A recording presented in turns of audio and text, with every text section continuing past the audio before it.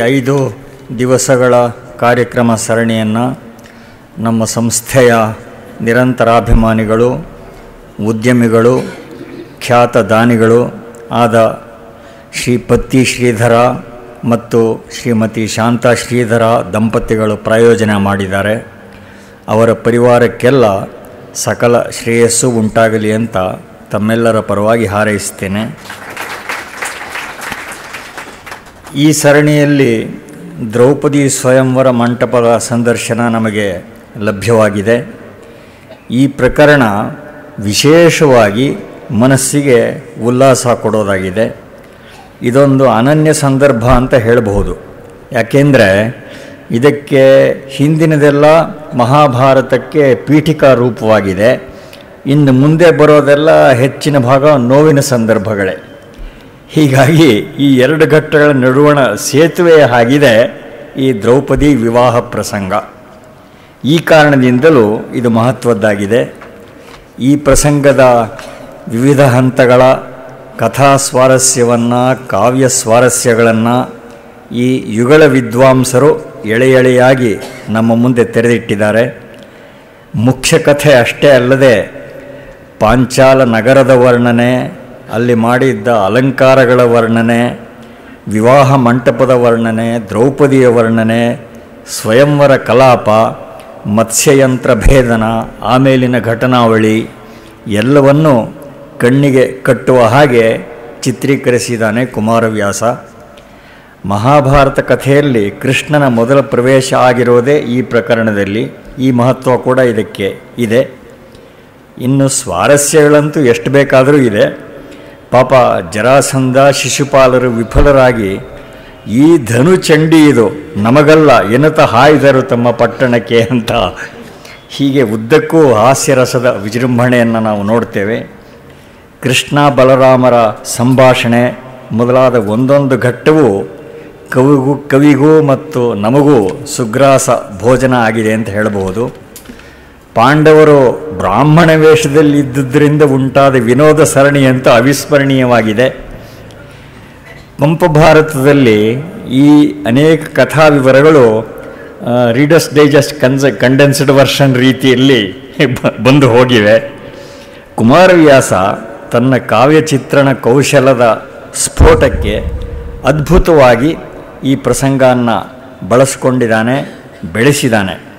ಹಾಗೆ ನೋಡಿದರೆ ಈ ಸ್ವಯಂವರ ವಿವರಗಳ ಕಲ್ಪನೆಯೆಲ್ಲ ಬಹುಮಟ್ಟಿಗೆ ಕುಮಾರವ್ಯಾಸನಿಂದ ಸಂಯೋಜಿತ ಆಗಿರುವಂಥದ್ದೇ. ಅದರಿಂದ ರಸಾನುಭೂತಿಗೆ ಎಷ್ಟು ಆಸರೆ ಸಿಕ್ಕಿದೆ ಅಂತ ಹೆಚ್ಚು ಹೇಳುವ ಅಗತ್ಯ ಇಲ್ಲ. ಹೀಗೆ ಈ ಭಾಗದ ವಿದ್ವಾನ್ ಹೊಸಹಳ್ಳಿ ಕೇಶವಮೂರ್ತಿಗಳ ಅದ್ಭುತ ವಾಚನ, ಡಾಕ್ಟರ್ ಮತ್ತೂರು ಕೃಷ್ಣಮೂರ್ತಿಗಳ ಮನೋಜ್ಞ ವ್ಯಾಖ್ಯಾನ ನಮಗೆಲ್ಲ ಬಹಳ ಆನಂದವನ್ನು ಕೊಟ್ಟಿದೆ. ಸ್ವಯಂವರದ ನಿಮಿತ್ತವಾಗಿ ಪ್ರಾಯೋಜಕರು ಕಾರ್ಯಕ್ರಮದ ನಂತರ ಪ್ರಸಾದ ವಿತರಣೆಯ ವ್ಯವಸ್ಥೆ ಮಾಡಿದ್ದಾರೆ. ಎಲ್ಲರೂ ದಯವಿಟ್ಟು ಪ್ರಸಾದ ಸ್ವೀಕರಿಸಿ ಮನೆಗಳಿಗೆ ತೆರಳಬೇಕು ಅಂತ ಪ್ರಾರ್ಥನೆ ಮಾಡ್ತೇವೆ. ಈಗ ಶ್ರೀ ಪತ್ತಿ ಶ್ರೀಧರ ಮತ್ತು ಶ್ರೀಮತಿ ಶಾಂತಾ ಶ್ರೀಧರ ಅವರು ದಯವಿಟ್ಟು ವೇದಿಕೆಗೆ ಬಂದು ವಿದ್ವಾಂಸ ದ್ವಯರಿಗೆ ಗೌರವ ಅರ್ಪಣೆ ಮಾಡಬೇಕು ಅಂತ ವಿನಂತಿ ಮಾಡ್ತೇನೆ. ತಾನೇ ದ್ರುಪದ, ಆದರೆ ದ್ರುಪದ ಕೂಡ ಇಷ್ಟು ಗೌರವ ನಾವು ಪುರೋಹಿತರಿಗೆ ಕೊಟ್ಟಿದ್ದನೋ ಇಲ್ಲವೋ ನಮ್ಗೆ ಗೊತ್ತಿಲ್ಲ. ಪತ್ರಿ ಶ್ರೀಧರ ಅವರು ಇಷ್ಟೆಲ್ಲ ಮಾಡಿದ್ದಾರೆ, ನಾವು ಅವ್ರಿಗೆ ಹೇಗೆ ಧನ್ಯವಾದಗಳನ್ನು ಅರ್ಪಿಸಬೇಕು ಅಂತಲೇ ಗೊತ್ತಿಲ್ಲ. ಅವ್ರ ಕೃಪೆಯಿಂದ ನಮ್ಮ ರಾಮಸ್ವಾಮಿಯವರು ಎಷ್ಟು ಚೆನ್ನಾಗಿ ಕಾರ್ಯಕ್ರಮಗಳನ್ನು ಇಲ್ಲಿ ಏರ್ಪಾಡು ಮಾಡ್ತಾರೆ. ಗೋಖಲೆ ಸಂಸ್ಥೆಯಲ್ಲಿ ಅಂತ ನಾನು ಲಂಡನ್ನಿಂದ ಬಂದಲಾಗಾಯಿತು, ತುಂಬ ಹೆಮ್ಮೆಯಾಗಿದೆ, ಬಹಳ ಅದ್ಭುತವಾಗಿ ಮಾಡ್ತಾರೆ. ತಮಗೆಲ್ಲ ಇಲ್ಲಿ ಒಂದು ಸಾಯಂಕಾಲ ಒಂದು ಸತ್ಸಂಗ ಅಂತ ಮಾಡಿ ಎಷ್ಟೊಂದು ಮಹಾಪಂಡಿತರು, ವಿದ್ವಾಂಸರು, ಸಂಗೀತಗಾರರು ಎಲ್ಲರೂ ಬಂದಿಲ್ಲಿ ನಿಮಗೆ ಆ ರಸಾಯನವನ್ನೇ ಕೊಡ್ತಾಯಿದ್ದಾರೆ. ಈ ಜಾಗ ನಿಜವಾಗಲೂ DVG ಗುಂಡಪ್ಪನವರು ಅವರ ಆತ್ಮ ಎಲ್ಲಿದ್ದರೂ ನಲಿದಾಡ್ತಾ ಇರುತ್ತೆ ಅನ್ನೋದ್ರಲ್ಲಿ ಸಂದೇಹವೇ ಇಲ್ಲ ಅಂತ ಕಾಣುತ್ತೆ. ಸಂದೇಹವೇ ಇಲ್ಲ. ಅವರು ಸಣ್ಣ ಪ್ರಮಾಣದಲ್ಲಿ ಪ್ರಾರಂಭಿಸಿದರು. ಇದ್ರ ಮೇಲೆ ಬಹಳ ಆಸೆ ಭರವಸೆ ಇಟ್ಕೊಂಡಿದ್ದರು. ಪುರುಷ ಸೂಕ್ತವನ್ನು ಇಲ್ಲಿ ಹೇಳಿದ್ದಾರೆ, ಜೀವನ ಧರ್ಮಯೋಗವನ್ನು ಇಲ್ಲಿ ಹೇಳಿದ್ದಾರೆ. ಈ ಜಾಗವೇ ಒಂದು ಯಾತ್ರಾ ಸ್ಥಳ ಇದ್ದಾಗಿದೆ, ಪುಣ್ಯಭೂಮಿ. ಇನ್ನೇನು ಒಂದು ತಿಂಗಳಿಗೆಲ್ಲ ಭೀಷ್ಮ ಪರ್ವ ಶುರುವಾಗುತ್ತೆ ಉದಯ TV ಒಳಗೆ. ಇವಾಗ ಉದ್ಯೋಗ ಪರ್ವದಲ್ಲಿ ಕೊನೆ ಭಾಗದಲ್ಲಿದ್ದೀವಿ. ಭೀಷ್ಮ ಪರ್ವದಲ್ಲಿ ಭಗವದ್ಗೀತೆ ಬರುತ್ತೆ ಮುಖ್ಯವಾಗಿ. ನಾನು ರಾಮಸ್ವಾಮಿಯವ್ರನ್ನ ಅನುಮತಿ ಕೇಳಿದೆ. ನನಗೆ ಅನೇಕ ವಿದ್ವಾಂಸರು ಬರೆದಿರೋ ಗೀತೆಗಿಂತ ಡಿ ವಿ ಗುಂಡಪ್ಪನವರು ಬರೆದಿರೋದು ನಮ್ಮೆಲ್ಲರ ಜೀವನಕ್ಕೆ ಒಂದು ದಿಕ್ಸೂಚಿಯಂತೆ ಇದೆ ಅಂತ ಹೇಳಿ ಅದಕ್ಕೆ ಜೀವನ ಧರ್ಮಯೋಗ ಅಂತ ಹೆಸರಿಟ್ಟಿದ್ದಾರೆ. ನಾನು ಅವ್ರನ್ನ ಸ್ಮರಿಸ್ಕೊಂಡು ಅವ್ರು ಹೇಳಿರೋದನ್ನು ನಾನು ನಮ್ಮ ಜನಕ್ಕೆ ತಿಳಿಸ್ತೇನೆ ಅಂತ ಹೇಳಿದೆ. ಖಂಡಿತ ಮಾಡಿ ಹಾಗೆ ಅಂದರು. 3 ಕೋಟಿ ಜನ ವಿದೇಶದಲ್ಲಿರೋರು ನಮ್ಮ ಇಂಡಿಯಾದಲ್ಲೂ ಅದನ್ನು ನೋಡ್ತಾರಂತೆ. ಅದು ವ್ಯೂವರ್ಸ್ ಏನೋ ಒಂದು ಸಾಧನ ಇದೆ ಅಂತೆ, ಅದ್ರಲ್ಲಿ ಕಂಡುಹಿಡಿದಿದ್ದಾರೆ. ಸುಮಾರು 3 ಕೋಟಿ ಜನ ನೋಡ್ತಾ ಇದ್ದಾರಂತೆ ಬೆಳಗ್ಗೆ 7 ಗಂಟೆಗೆ. ತುಂಬ ಜನ ಅದನ್ನು ಇನ್ನೂ ಹೆಚ್ಚು ಹೊತ್ತು ಮಾಡಿ ಅಂತ ಬರೀತಾರಂತೆ. ಉದಯ ಟಿ ವಿಯವರು ನಮ್ಮಿಬ್ಬರಿಗೂ ಕೂಡ ಹೇಳಿದರು ಅವತ್ತಿನ ದಿವಸ. ಇದನ್ನು ರಾಮಸ್ವಾಮಿಯವರು ಅನುಮತಿ ಕೊಟ್ಟಿದ್ದಾರೆ. ಸುಮಾರು 2-3 ತಿಂಗಳ ಕಾಲ ಭಗವದ್ಗೀತೆ ಬರುತ್ತೆ. ದಯಮಾಡಿ 7 ಗಂಟೆಗೆ ಬರುವಂಥ ಕಾರ್ಯಕ್ರಮವನ್ನು ನೀವು ನೋಡಿ. ನಿಜವಾಗಲೂ ಮಹಾಭಾರತವನ್ನು ಕೇಳಬೇಕು ಪೂರ್ತಿ. ನೆನ್ನೆ ಹೇಳಿದೆ ನಾನು, ದೇವಶಿಖಾಮಣಿ ಹಳಸಿಂಗರಾಚಾರ್ಯರು ಈ ಗಾತ್ರದಲ್ಲಿ ಈ ತರಹ ಮಾಡಿದರು. ಇದನ್ನು 1940ರಲ್ಲಿ ಅಚ್ಚು ಮಾಡಿದರು. ಪಾಪ 2ನೇ ಮುದ್ರಣವನ್ನು ಮಾಡೋಕ್ಕಾಗಲಿಲ್ಲ ಅವರಿಗೆ, ಏನೋ ಕಾರಣಾಂತರದಿಂದ ಆಗಲಿಲ್ಲ. ಅವ್ರ ಮಗ ಪಾರ್ಥಸಾರಥಿ ಅಂತ ನನಗೆ ತುಂಬ ಬೇಕಾದವರು ಅವರಿದ್ದರು ಅಲ್ಲಿ. ಸಾರಥಿಯವ್ರನ್ನ ನಾನು ಲಂಡನ್ನಿಂದ ಬಂದ ಕೂಡಲೇ 1995ರಲ್ಲಿ ಪೇಪರ್ನಲ್ಲೆಲ್ಲ ಅಡ್ವರ್ಟೈಸ್ ಮಾಡಿದ್ದೆ, ಅವರು ಎಲ್ಲಿದ್ದಾರೆ ವಿಳಾಸ ಕೊಡಿ ಅಂತ ಹೇಳಿ. ಅವರ ಮೊಮ್ಮಗಳು ಮೈಥಿಲಿ, ಡಾಕ್ಟರ್ ಮೈಥಿಲಿ ಅಂತ ಹೇಳಿ ಅವರಿಂದ ಪರಿಚಯವಾಯಿತು. ತಕ್ಷಣವೇ ನಾವು MP ಬಿರ್ಲಾ ಇನ್ಸ್ಟಿಟ್ಯೂಟಿಂದ ಇದನ್ನು ತಂದಾಗ ಈಗಾಗಲೇ 3ನೇ ಎಡಿಷನ್ನು ಬಂದಿದೆ. ತುಂಬ ಚೆನ್ನಾಗಿದೆ, ತುಂಬ ಚೆನ್ನಾಗಿದೆ. ಇದನ್ನು ಓದುವಾಗ ವೇದವ್ಯಾಸರ ಸಂಸ್ಕೃತವನ್ನು ಓದಿ ಇವ್ರದ್ದು ಓದಿದರೆ ವೇದವ್ಯಾಸರೇ ದೇವಶಿಖಾಮಣಿ ಹಳಸಿಂಗರಾಚಾರ್ಯರು ನಮ್ಮ ಕರ್ನಾಟಕದಲ್ಲಿ ಹುಟ್ಟಿದರೋ ಹಾಗೆ ಅಂತ ನಮಗನಿಸುತ್ತೆ. ಅಷ್ಟು ಚೆನ್ನಾಗಿ ಅನುವಾದ ಮಾಡಿದ್ದಾರೆ. ಬಹಳ ಸರಳವಾದ ಭಾಷೆ. ನಮ್ಮಲ್ಲಿ ಚಿಕ್ಕಂದಿನಲ್ಲಿ ನಾವೆಲ್ಲರೂ ಓದಿದ್ದೀವಿ. ಆದ್ದರಿಂದ ಇದಕ್ಕೆ ಸುಮಾರು 3118 ರೂಪಾಯಿ ಒಂದು ಸೆಟ್ ಆಗುತ್ತೆ. ಇದು ಗೋಖಲೆ ಇನ್ಸ್ಟಿಟ್ಯೂಟ್ನಲ್ಲಿ ನಾವು 1 ವಾರದಿಂದ ಮಾಡ್ತಾಯಿದ್ದೀವಿ. ಅನೇಕರು ಕೇಳಿದರು. ನಮ್ಮ ಪಾರ್ಥಸಾರಥಿ ಒಂದು 2 ಸೆಟ್ ತಂದಿದ್ದಾರೆ. ಹೋಗುವಾಗ 1 ನಿಮಿಷ ನೋಡಿ, ಬೇಕಾದರೆ 2 ಸೆಟ್ ಇಲ್ಲೇ ಬಿಡ್ತೀನಿ, ತಾವು ನಾಳೆ ಬಂದಾಗಲೂ ನೋಡಬಹುದು. ತುಂಬ ಚೆನ್ನಾಗಿದೆ ನೋಡಿ. ಬೇಕು ಅಂತಂದರೆ ಪತ್ತಿ ಶ್ರೀಧರ್ ಅವರು ಪ್ರಾಯೋಜನೆ ಮಾಡಿದಂಥ ಈ ಕಾರ್ಯಕ್ರಮದ ವಿಶಿಷ್ಟವಾದಂಥ ಸ್ಮರಣಾರ್ಥವಾಗಿ, ಜ್ಞಾಪಕಾರ್ಥವಾಗಿ ಸುಮಾರು 300 ರೂಪಾಯಿಗೂ ಹೆಚ್ಚು ಡಿಸ್ಕೌಂಟ್ ಕೊಟ್ಟು ತಮಗೆ ಕೊಡಬೇಕು ಅಂತ ನಾವು ಮನಸ್ಸು ಮಾಡಿದ್ದೀವಿ. ಒಳ್ಳೆಯ ಅವಕಾಶ, ತಾವು ಖಂಡಿತ ತಗೊಳ್ಳಿ. ಜೊತೆಗೆ ಇನ್ನೂ ಒಂದು ಮಾತು ಹೇಳ್ತೀನಿ. ಜೀವನ ಧರ್ಮಯೋಗವನ್ನು ಗುಂಡಪ್ಪನವ್ರದನ್ನು ತಾವು ಬಹುಶಃ ಬಹಳ ಜನ ಓದಿದ್ದೀರಿ. ಓದದೆ ಹೋದರೆ ಇನ್ನೇನು 1 ತಿಂಗಳಿಗೆಲ್ಲ ಪ್ರಾರಂಭ ಆಗುತ್ತೆ ಭಗವದ್ಗೀತೆ. ನಮ್ಮ ಟೆಲಿವಿಷನ್ ಕಾರ್ಯಕ್ರಮದಲ್ಲಿ ತಮಗೆ ತುಂಬ ಅನುಕೂಲವಾಗುತ್ತೆ. ಅದನ್ನು ಆ ಪುಸ್ತಕನ ತಾವೆಲ್ಲ ಓದಬೇಕು. ನಿಜವಾಗಲೂ ಗೀತೆಯಲ್ಲಿ ಹೇಗೆ ನಾವು ಗೀತೆಯಿಂದ ಕಲಿಬಹುದು ಅನ್ನೋದನ್ನು ಅಷ್ಟು ಚೆನ್ನಾಗಿ ಯಾರು ಬರೆದಿದ್ದಾರೋ ಇಲ್ಲೋ ಗೊತ್ತಿಲ್ಲ. ನನ್ನ ಅಲ್ಪ ಜ್ಞಾನದಲ್ಲಿ ಓದಿರೋ ಪುಸ್ತಕಗಳಲ್ಲಿ ಅಷ್ಟು ಚೆನ್ನಾಗಿ ಬಂದಿಲ್ಲ. ಅದನ್ನು ಮಾಡ್ತೀವಿ ಅಂಥೇಳಿ ಇವತ್ತಿಷ್ಟೆಲ್ಲ ನಮಗೆ ಮಾಡಿದ್ದಕ್ಕೆ. ಇದನ್ನು 3 ಕೋಟಿ ಜನರು ಪ್ರತಿನಿತ್ಯ ನಾವು ಬರ್ತೀವಿ, ಭಾನುವಾರ ಸಮೇತ ಇದನ್ನು ನಾವು ಹೊತ್ಕೋತೀವಿ. ಟೆಲಿವಿಷನ್ ಪ್ರೋಗ್ರಾಮ್ ನೋಡೋರು ಕೂಡ ಇದನ್ನು ನೋಡಲಿ. ನಿಮ್ಗೆ ನಾವು ತುಂಬ ಕೃತಜ್ಞರಾಗಿರ್ತೀವಿ ಅಂತ ಹೇಳ್ತೀನಿ.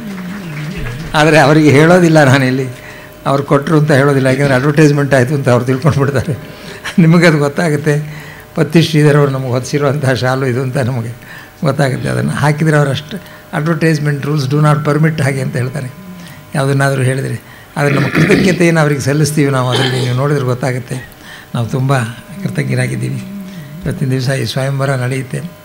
ವರುಣ ದೇವ ಕೂಡ ನಾನು ಭಾಳ ಹೆದರ್ಕೊಂಡಿದ್ದೆ. ವೆದರ್ ಫೋರ್ಕಾಸ್ಟ್ ಎಲ್ಲ ಮಾಡಿದ್ರಲ್ಲಿ 5 ದಿನ ಭಾರಿ ಮಳೆ ಬರುತ್ತೆ ಅನ್ನೋ ಹಾಗೆ ಬರೆದುಬಿಟ್ಟಿದ್ರು. ಆದರೆ 1 ದಿನವೂ ತೊಂದರೆ ಆಗಲಿಲ್ಲ. ಇಲ್ಲಿ ಕಥೆ ನಡೆಯುವಾಗ ಮಳೆ ಬರಲಿಲ್ಲ, ನಿಂತೋಯ್ತು. ಇವತ್ತು ತನಕ ನಿರ್ಮಳವಾಗಿದೆ ಆಕಾಶ. ಎಲ್ಲವೂ ಶುಭ ಸೂಚನೆಯಾಗಿದೆ. ದ್ರೌಪದಿ ಸ್ವಯಂವರವನ್ನು ಕೇಳಿ ಆ ಪುಣ್ಯವತಿಯವರ, ಆ ದ್ರೌಪದಿಯ ಮತ್ತು ಪಾಂಡವರ ಸ್ವಯಂವರದ ಕಥೆಯನ್ನು ಕೇಳಿದವರಿಗೇನೆ ಎಷ್ಟೋ ಪುಣ್ಯ ಬರುತ್ತೆ ಅಂತ ಫಲಶ್ರುತಿಯಲ್ಲಿ ಹೇಳ್ತಾರೆ. ಕೊನೆಯಲ್ಲಿ ಫಲಶ್ರುತಿಯೊಂದಿಗೆ ಇದನ್ನು ಮುಕ್ತಾಯ ಮಾಡ್ತೇವೆ. ಅನಂತರ ಮದುವೆಗೆ ಬಂದವರಿಗೆಲ್ಲ ಸಿಹಿ ತಿಂಡಿ ಅಂತ ಹೇಳಿ ವ್ಯವಸ್ಥೆ ಮಾಡಲಾಗಿದೆ. ಅದನ್ನು ತಾವು ತಗೊಳ್ಳಿ. ಕಥೆ ತಮಗೆ ಎಷ್ಟು ಇಷ್ಟವಾಗಿದೆಯೋ ನಮ್ಮಿಬ್ಬರಿಗೂ ಗೊತ್ತಿಲ್ಲ. ಈಗ ತಾನೇ ಒಬ್ಬರು ಬರೋರು ದಿನ ಬರ್ತಾಯಿದ್ದವ್ರನ್ನ ಕೇಳಿದೆ, ನಮ್ಮಿಬ್ಬರೂ ನಿಮ್ಮ ಜೋಡಿ ಚೆನ್ನಾಗಿದೆ ಅಂತ ಹರಿಸಿದರು.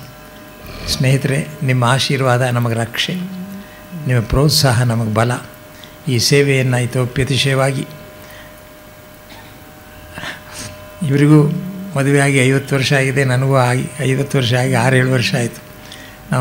ನಾವು ನಮ್ಮೂರಿನಲ್ಲಿ ಮಾಡಿಕೊಂಡಾಗ ಇಷ್ಟು ವೈಭವವಾಗಿ ನಡೀತು ಅಂತ ಈಗಲೇ ನನಗೆ ಅನ್ನಿಸ್ತಾ ಇದೆ. ಇವತ್ತಿನ ದಿವಸ ಅಷ್ಟು ಸಂತೋಷವಾಗಿದೆ. ನಮಗೆಲ್ಲ ಕೃತಜ್ಞತೆಗಳು. ನಮಸ್ಕಾರ.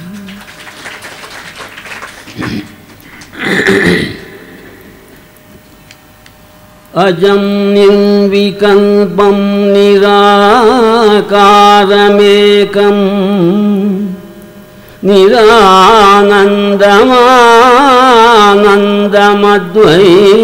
ನಿರಾನಂದಮಾನಂದಮದ್ವೈತಪೂರ್ಣಂ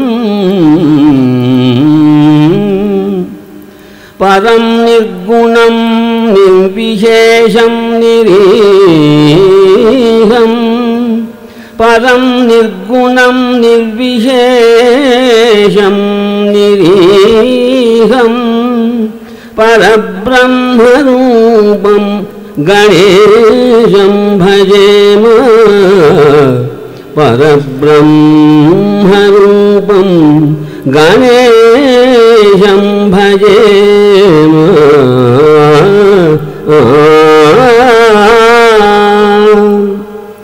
ಸರಸ್ವತಿ ಮಹಾಭಾಗೇ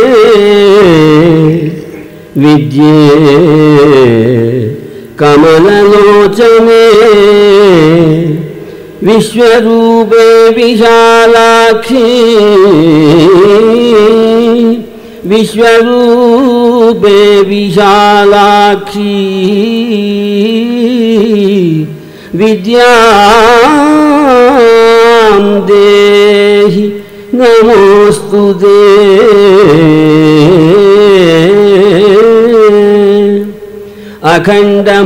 ಅಖಂಡಮಂಡಲಾಕಾರಂ ವ್ಯಾಪ್ತಂ ಯೇನ ಚರಾಚರಂ ತತ್ಪದಂ ದರ್ಶಿತಂ ಯೇನ ತತ್ಪದಂ ದರ್ಶಿತಂ ಯೇನ ತಸ್ಮೈ ಶ್ರೀ ಗುರವೇ ನಮಃ.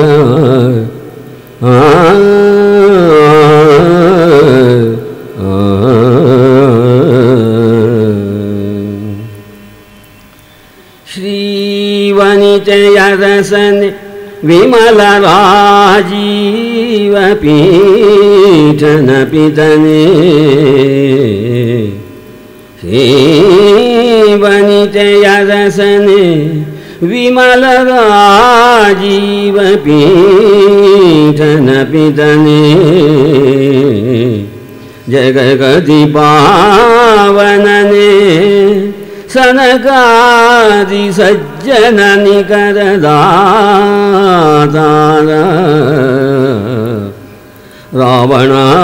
ರಾವಣಾಸುರಮಥನ ಶ್ರವಣ ಸುಧಾ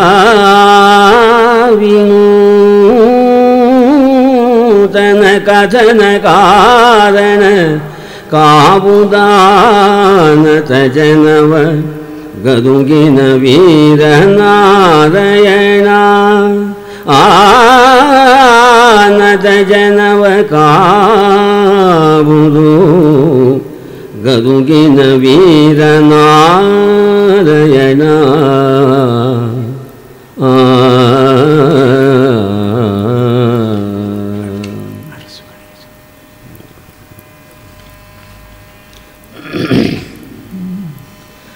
ಅರಸುಗಳಿಗಿದು ವೀರ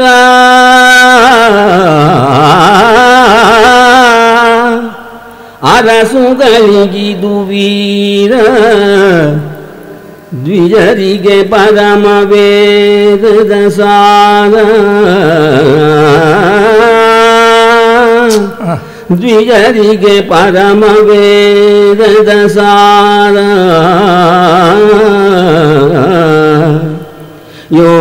ಯೋಗೀಶ್ವರರ ತತ್ವ ವಿಚಾರ ಯೋಗೀಶ್ವರರ ತತ್ವ ವಿಚಾರ ಮಂತ್ರಿ ಜನಕ್ಕೆ ಬುದ್ಧಿ ಗುಣ ಮಂತ್ರಿ ಜನಕ್ಕೆ ಬುದ್ಧಿ ಗುಣ ವಿರಹಿಗಳ ಶೃಂಗಾರ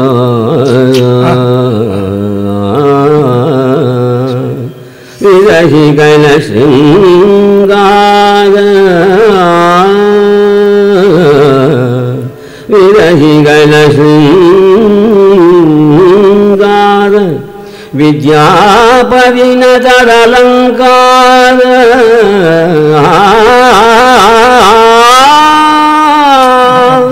ವಿದ್ಯಾಪರಿಣತರಲಂಕಾರ ಕಾವ್ಯಕ್ಕೆ ಗುರುವೆನಲು ರಚಿಸಿದ ಕುಮಾರ ವ್ಯಾಸ ಭಾರತವ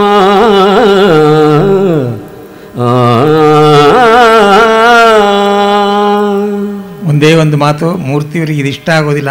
ತುಂಬ ನಾಚಿಕೆ ಸ್ವಭಾವ ಅವರಿಗೆ, ತುಂಬ ಲಜ್ಜೆ. ಯಾರಾದರೂ ಹೊಗಳಿದರೆ ಅಯ್ಯೋ ಯಾಕೆ ಹೊಗಳ್ತಾರೋ ಅಂತ ಸಂಕಟ ಪಟ್ಕೋತಾರೆ ಆತ ಮನುಷ್ಯ. ಆದರೆ ಇಲ್ಲಿ ಹೇಳಲೇಬೇಕು ಅಂತ ನನಗನ್ಸುತ್ತೆ. ನಾವೆಲ್ಲ ಗಮಕ ಕೇಳಿದ್ದೀರಿ ಇಷ್ಟು ವರ್ಷಗಳಿಂದ, ಕರ್ನಾಟಕದ್ದೇ ಆದಂಥ ಗಮಕವನ್ನು ಕೇಳಿದ್ದೀರಿ. ನಮ್ಮಲ್ಲಿ ಅನೇಕರಿಗೆ ಸಂಗೀತ ಜ್ಞಾನ ಖಂಡಿತವಾಗಲೂ ಇದೆ. ಯಾಕೆಂದರೆ ಗಮಕ ಸಂಗೀತ ಅದೆರಡೂ ಕೂಡ ಜೋಡಿಗಳಾಗಿದೆ. ಒಂದೇ ಒಂದು ವ್ಯತ್ಯಾಸ ಏನು ಅಂದರೆ, ಆ ಗಮಕದಲ್ಲಿ ಹಾಡೋರಿಗೆ ತಾಳ ಇಲ್ಲ, ವಾದ್ಯಗಳೆಲ್ಲ ಇರೋದಿಲ್ಲ. ಆದ್ದರಿಂದ ಅದು ಒಂದೇ ಕಷ್ಟ ಅನ್ಬೋದು. ಆದರೆ ಮೂರ್ತಿಯವರು ಓದಿದ್ದನ್ನು ಕೇಳಿ ಬಾಲಮುರಳಿ ಕೃಷ್ಣ, ಲಾಲ್ಗುಡಿ ಜಯರಾಮನ್ ಇಂಥವ್ರನ್ನ ಊರಿಗೆ ಬಂದಾಗ, என்ன சார் இவ்வளோ குயிக்காக ராகத்தைಲ್ಲ ಚೇಂಜ್ பண்ணிட்டு என்ன அழகாக பாடுறாரு சார், எங்களாலேயே முடியாது சார் ಹಾಗೆ ಅಂತ ಅಂದಿದ್ರು ಅವನ. ಈ ಪದ್ಯದಲ್ಲಿ ಐದು ರಸಗಳಲ್ಲಿ 5 ತತ್ವವನ್ನು 5 ಏನು ಬೋಧಿಸಿದೆ ಅದನ್ನಂತ ಅರಸುಗಳಿಗೆ, ವೇದ ಉಪನಿಷತ್ತನ್ನು ಇಷ್ಟಪಡುವಂಥವರಿಗೆ, ಯೋಗಿಗಳಿಗೆ, ರಾಜಕಾರ್ಯವನ್ನು ನಡೆಸುವಂಥ ಮಂತ್ರಿಗಳಿಗೆ, ವಿರಹ ವೇದನೆಯನ್ನು ಪಡೆಯುವಂಥ ಯುವಕ ಯುವತಿಯರಿಗೆ, ಗಂಡಸರಿಗೆ, ಹೆಂಗಸರಿಗೆ ಎಲ್ಲಕ್ಕೂ ಸೇರಿ ಇದರಲ್ಲಿ ಶೃಂಗಾರ ರಸ ಎಲ್ಲವನ್ನೂ ಹೇಗೆ ಹೇಳಿದ್ದಾರೆ ಅಂದರೆ, ನಾನು ಮಧ್ಯೆ ಡಿಸ್ಟರ್ಬ್ ಮಾಡೋದಿಲ್ಲ. 5 ರಾಗ ಅವ್ರು ಆರಿಸ್ಕೊಂಡಿರೋದು ನೋಡಿ, ಇನ್ನೊಂದು ಸಲ ಕೇಳಿಬಿಡಿ ಅದನ್ನು. ಹಂಸಧ್ವನಿ ರಾಗ, ತೋಡಿ ರಾಗ, ಬಿಲಹರಿ ರಾಗ, ಕೇದಾರಗೌಳ ರಾಗ, ಬೇಹಾಗು. ಅದನ್ನು ಎಷ್ಟು ಬೇಗ ಚೇಂಜ್ ಮಾಡಿ ಹೇಗೆ ಮಾಡ್ತಾರೆ ಅನ್ನೋದನ್ನು ತಾವು ಇನ್ನೊಂದು ಸಲ ಕೇಳಬೇಕು. ಭಾಳ ಅದ್ಭುತವಾಗಿ ಹಾಡ್ತಾರೆ. ಬಹುಶಃ ಯಾರು ಇದನ್ನು ಹಾಡ್ತಾರೋ ನನಗೆ ಗೊತ್ತಿಲ್ಲ, ನಾನು ಅನ್ಕ ನೋಡಿಲ್ಲ ಗಮಕವನ್ನು ಹೀಗೆ ಆಡೋವಂಥವ್ರನ್ನ. ನೀವೆಲ್ಲ ಹರಿಸಿ ಕುಮಾರವ್ಯಾಸನಿಗೆ, ಮೂಲ ಭಾರತವನ್ನು ರಚಿಸಿದ ವೇದವ್ಯಾಸರಿಗೆ ನಮ್ಮ ಸೇವೆ ಸುಮಾರು ಇನ್ನು 3 ವರ್ಷ ಆಗುತ್ತೆ ಅಂತ ಕಾಣುತ್ತೆ ಇದನ್ನು ಮುಗಿಯೋದು. ಅಲ್ಲಿವರೆಗೂ ನಮಗೆ ಆರೋಗ್ಯ ಆಯುಷ್ಯ ಇರಲಿ ಅಂತ ನೀವೆಲ್ಲ ಹರಿಸಬೇಕು ಅಂತ ಕೇಳ್ಕೊತೇನೆ ನಿಮ್ಮನ್ನು ಅವರ ಪರವಾಗಿ. ಅರಸುಗಳಿಗಿದು ವೀರ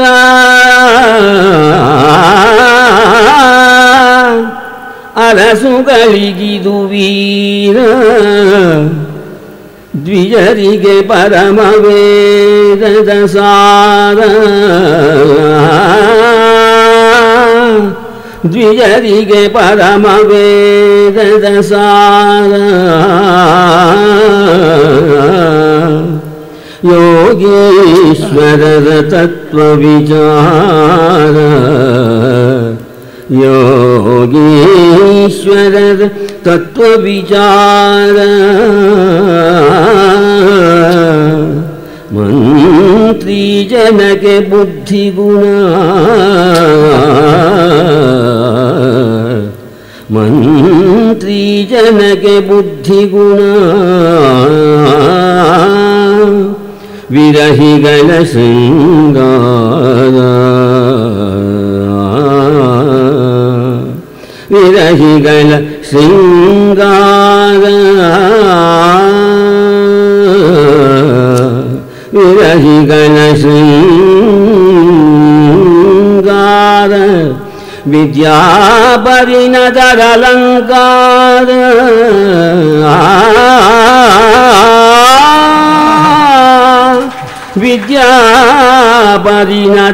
ವಿದ್ಯಾಪರಿಣತರಲಂಕಾರ ಕಾವ್ಯಕ್ಕೆ ಗುರುವೆನಲು ರಚಿಸಿದ ಕುಮಾರ ವ್ಯಾಸ ಭಾರತವ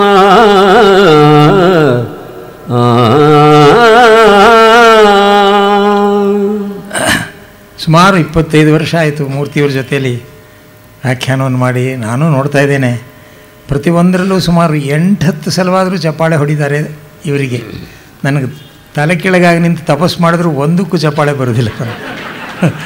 ಅದು ನೋಡಿ ಆ ಗಮಕ, ಆ ಸಂಗೀತದ ಬಲ ಎಷ್ಟಿದೆ ಅನ್ನೋದು ನನಗೂ ತುಂಬ ಆಶ್ಚರ್ಯ ಆಗುತ್ತೆ, ತುಂಬ ಆಶ್ಚರ್ಯವಾಗುತ್ತೆ. ಆ ಧ್ವನಿ, ಆ ಮಾಧುರ್ಯ, ಆ ಭಾವಪೂರ್ಣವಾಗಿ ಹಾಡುವಂಥದ್ದು ತುಂಬ ಅಪರೂಪ ನಮ್ಮಲ್ಲಿ, ತುಂಬ ಅಪರೂಪ. It's very difficult to get lyrics sung by this like this. ಹೇಗೆ ಭಾವ ಬರುತ್ತೋ ಅದಕ್ಕೆ ಥರ ಅರ್ಥ ಬರುತ್ತೆ. ತುಂಬ ಅದ್ಭುತವಾಗಿದೆ. ಶುಕ್ಲಾಂಬರಧರಂ ವಿಷ್ಣುಂ ಶಶಿವರ್ಣಂ ಚತುರ್ಭುಜಂ ಪ್ರಸನ್ನವದನಂ ಧ್ಯಾಯೇತ್ ಸರ್ವವಿಘ್ನೋಪಶಾಂತಯೇ ಅಗಜಾನನ ಪದ್ಮಾರ್ಕಂ ಗಜಾನನ ಮಹರ್ನಿಶಂ ಅನೇಕದಂ ತಂ ಭಕ್ತಾನಾಂ ಏಕದಂತಮುಪಾಸ್ಮಹೇ ಸರಸ್ವತೀ ಪದಂ ವಂದೇ ಶ್ರೀಯಃಪತಿಮುಮಾಪತಿಂ ತ್ರಿಷಾಂಪತಿಂ ಗಣಪತಿಂ ಬೃಹಸ್ಪತಿ ಮುಖಾನ್ ಋಷೀನ್ ರಾಮಾಯ ರಾಮಚಂದ್ರಾಯ ರಾಮಭದ್ರಾಯ ವೇಧಸೆ ರಘುನಾಥಾಯ ನಾಥಾಯ ಸೀತಾಯ ಪತಯೇ ನಮಃ.